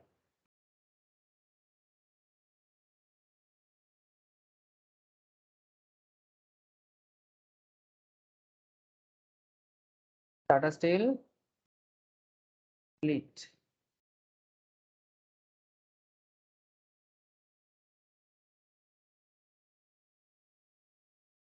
Just look at Economic Times क्या बता रहे हैं। That एक stock split on Thursday the country largest steel producer split its share in 1:10 ratio. I hope आप लोगों को दिखाई दे रहा है। हेलो, टाटा स्टील 1:10 रेशियो में स्प्लिट हुआ है। इसका मतलब यह है कि कंपनी का फेस वैल्यू 10% से कम होके 1% हो गया। लेकिन क्या सर जो स्टॉक का कंपनी का जो टोटल मार्केट कैपिटल है वो चेंज हुआ क्या? नहीं सर, कैपिटल वही है। और इसके लिए कंपनी अपना डेट को, फाइनल डेट को 29 जुलाई रखा था, मतलब अप टू 29 जुलाई तक। यस बोलिए सर, कोई क्वेश्चन किसी का? তো স্যার ঠিক আছে, ও শেয়ার ঠিক আছে, মানে ইকুইটিটা বেড়ে যাবে, মানে হ্যাঁ নাম্বার অফ শেয়ার বেড়ে যাবে, ভ্যালুয়েশন কমবে না, ভ্যালুয়েশন কমবে না, वैल्यू सेम থাকবে, वैल्यू सेम থাকবে, वैल्यू सेम रहेगा मार्केट कैपिटल का, बट शेयर बेড়ে যাবে, नंबर ऑफ शेयर बढ़ जाएगा कंपनी का। अब ऐसा कंपनी क्यों करता है, स्प्लिट करने के पीछे कंपनी का क्या रीजन होता है। लेकिन रिसेंटली अगर मैं आपको बताऊं कि टाटा स्टील का मार्केट में प्रॉफिट नहीं हुआ है, लॉस हुआ है, ठीक है। इंटरनेशनल सिनेरियो में मार्केट कैपिटल सेम रहेगा। मैं आपको समझाता हूँ, रुक जाइए। हाँ बोलो। हाँ एग्जाम्पल दे रहा हूँ, देखिए तो पहले। अरे बता रहा हूँ, रुकिए ना, इतना इम्पेशेंट क्यों हो जाते हैं। Investors having delivery in their account on June 28 will be eligible for the subdivision of the shares and number of shares will increase by 10x without changing the amount invested. आपका amount of investment change नहीं होगा, but आपका जो number of shares है वो 10 गुना बढ़ जाएगा। So now look at कि क्या होता है जब कंपनी स्प्लिट करता है।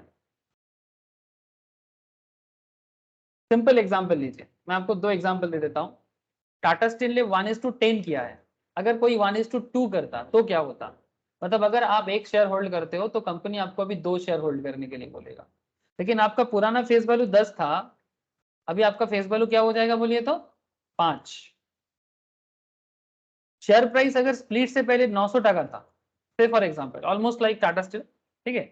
अगर शेयर का दाम 900 टका था और उस टाइम पे अगर आप 100 शेयर होल्ड करते थे और आपका इन्वेस्टमेंट वैल्यू अगर 90,000 था, अब आपका न्यू सिनेरियो क्या होगा। This is the new scenario and this is the old scenario. और जो डिसीजन कंपनी ने लिया है ये 1:2, तो अभी आपका फेस वैल्यू हो जाएगा 10 के जगह 5, बिकॉज आपने 1:2 किया कंपनी ने, ठीक है। मतलब 10 का फेस वैल्यू, मतलब पहले आपका जो शेयर था एक फेस वैल्यू था 10 टका का एक शेयर था, अभी आपके पास ओवरऑल 10 रुपीज ही रहेगा, बट आपके पास बदले में मतलब 2 शेयर होगा। तो अगर 2 शेयर होगा तो फेस वैल्यू हो जाएगा 5। Number of share you own after the split, अब देखो चेंज तो नहीं कर सकते ज्यादा, तो पॉइंट इज दैट पहले आपके पास 100 शेयर था, लेकिन तब आपके पास 10 था, अभी आपके पास 5 शेयर है, तो 100 की जगह 200 हो जाएगा, बिकॉज 1:2 में बांट रहे हैं। तो 200 इंटू 5 और 100 इंटू 10, कॉन्सेप्ट इज सेम। और शेयर प्राइस पहले 900 का था, अभी शेयर प्राइस 450 का हो गया, आधा हो जाएगा 1:2 के कारण। इन्वेस्टमेंट आपका तब भी 90,000 का था, अब भी आपका इन्वेस्टमेंट 90,000 ही रहेगा स्प्लिट के बाद में। ये आफ्टर स्प्लिट और ये बिफोर स्प्लिट, ठीक है।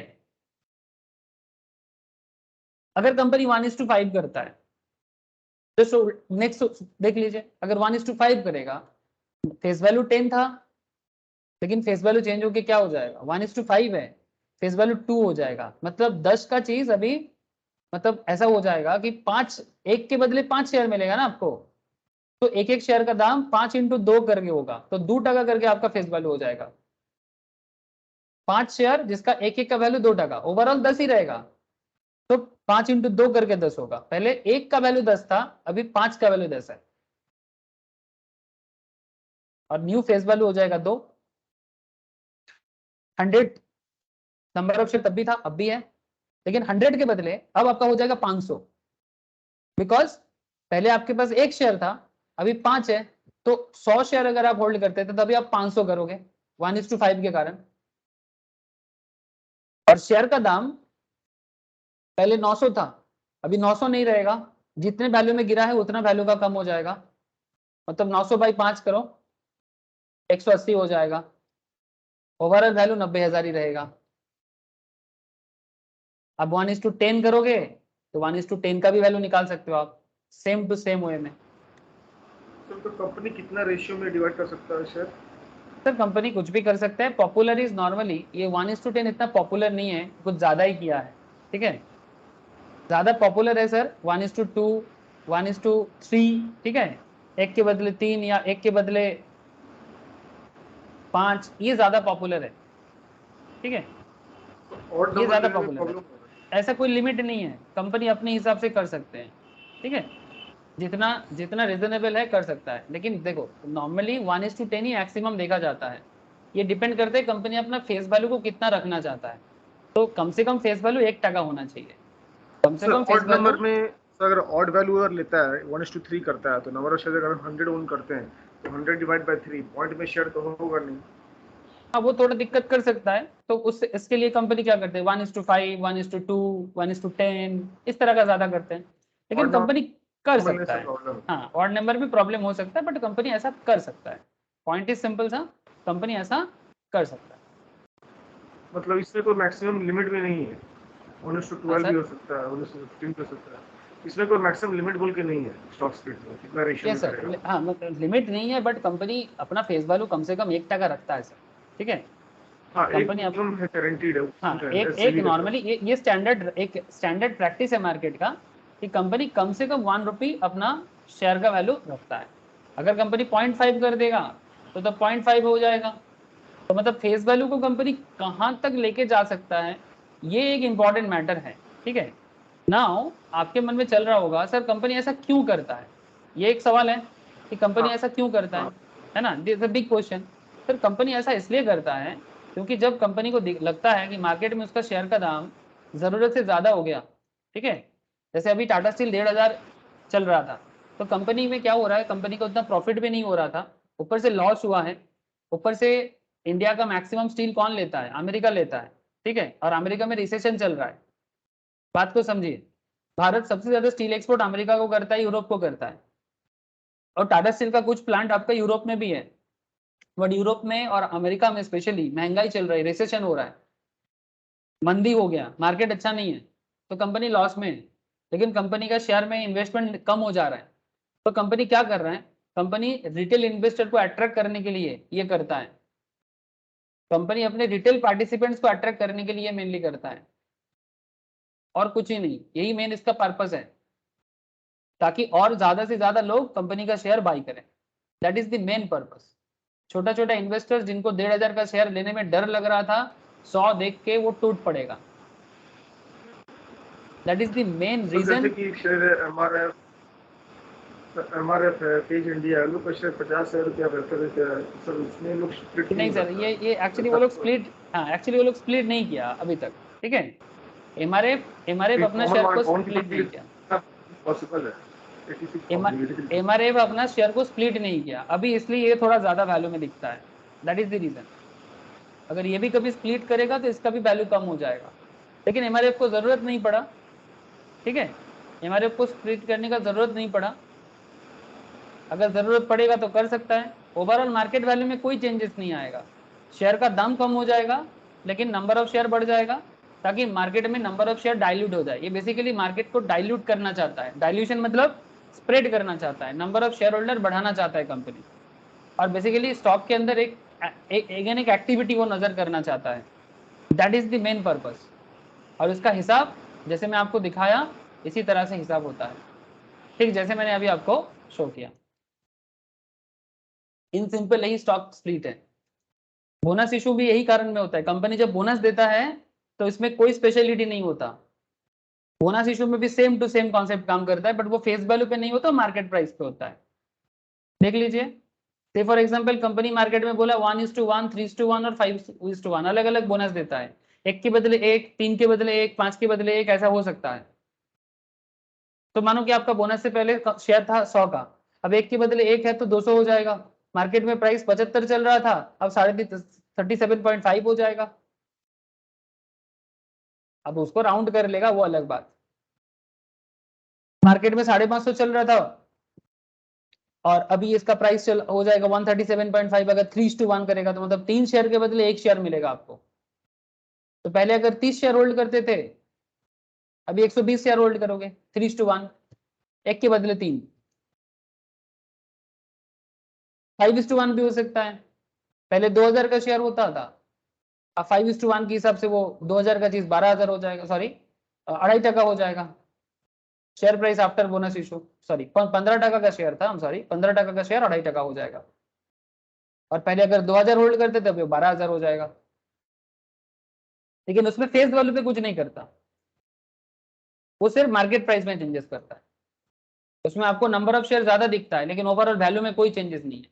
पहले भी आपका टोटल इन्वेस्टमेंट 7,500, बाद में भी 7,500, पहले भी 16,500 था, अभी भी 16,500 है, 30,000 पहले था, अभी भी 30,000 है। अब आप बोलोगे सर ऐसा करने से क्या फायदा?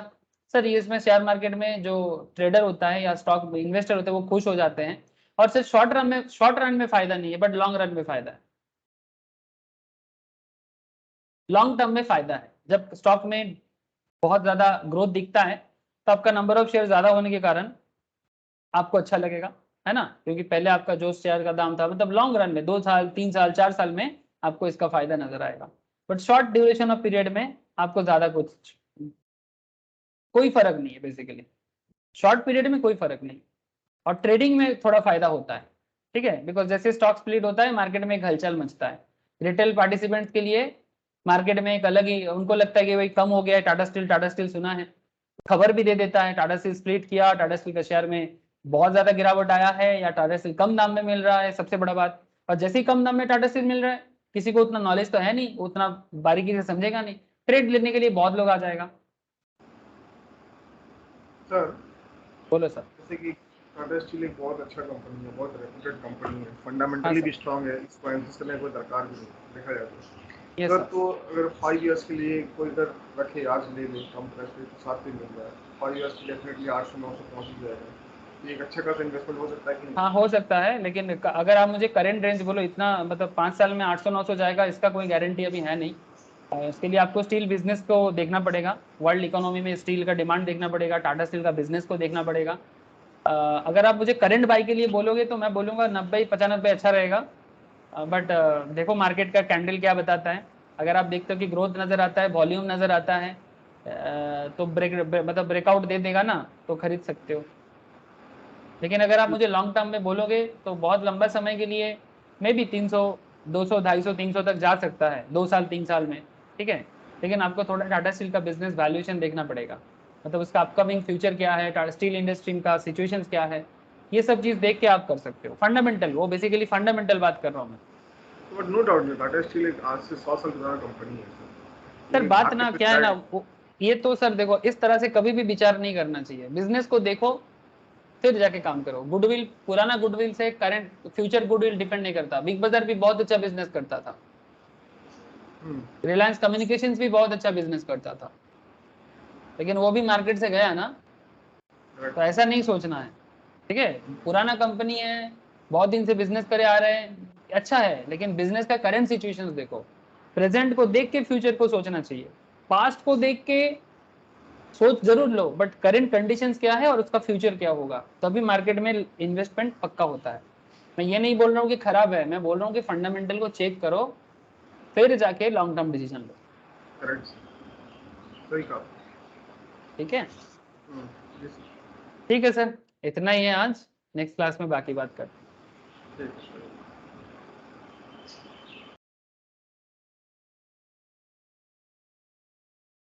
ओके देवजीत बाबू, टाटा फिर। हाँ thank you sir. Okay Priya, Tata. Sir বলছি কি ওই টেকনিক্যালের কিছু নোটস কি প্রোভাইড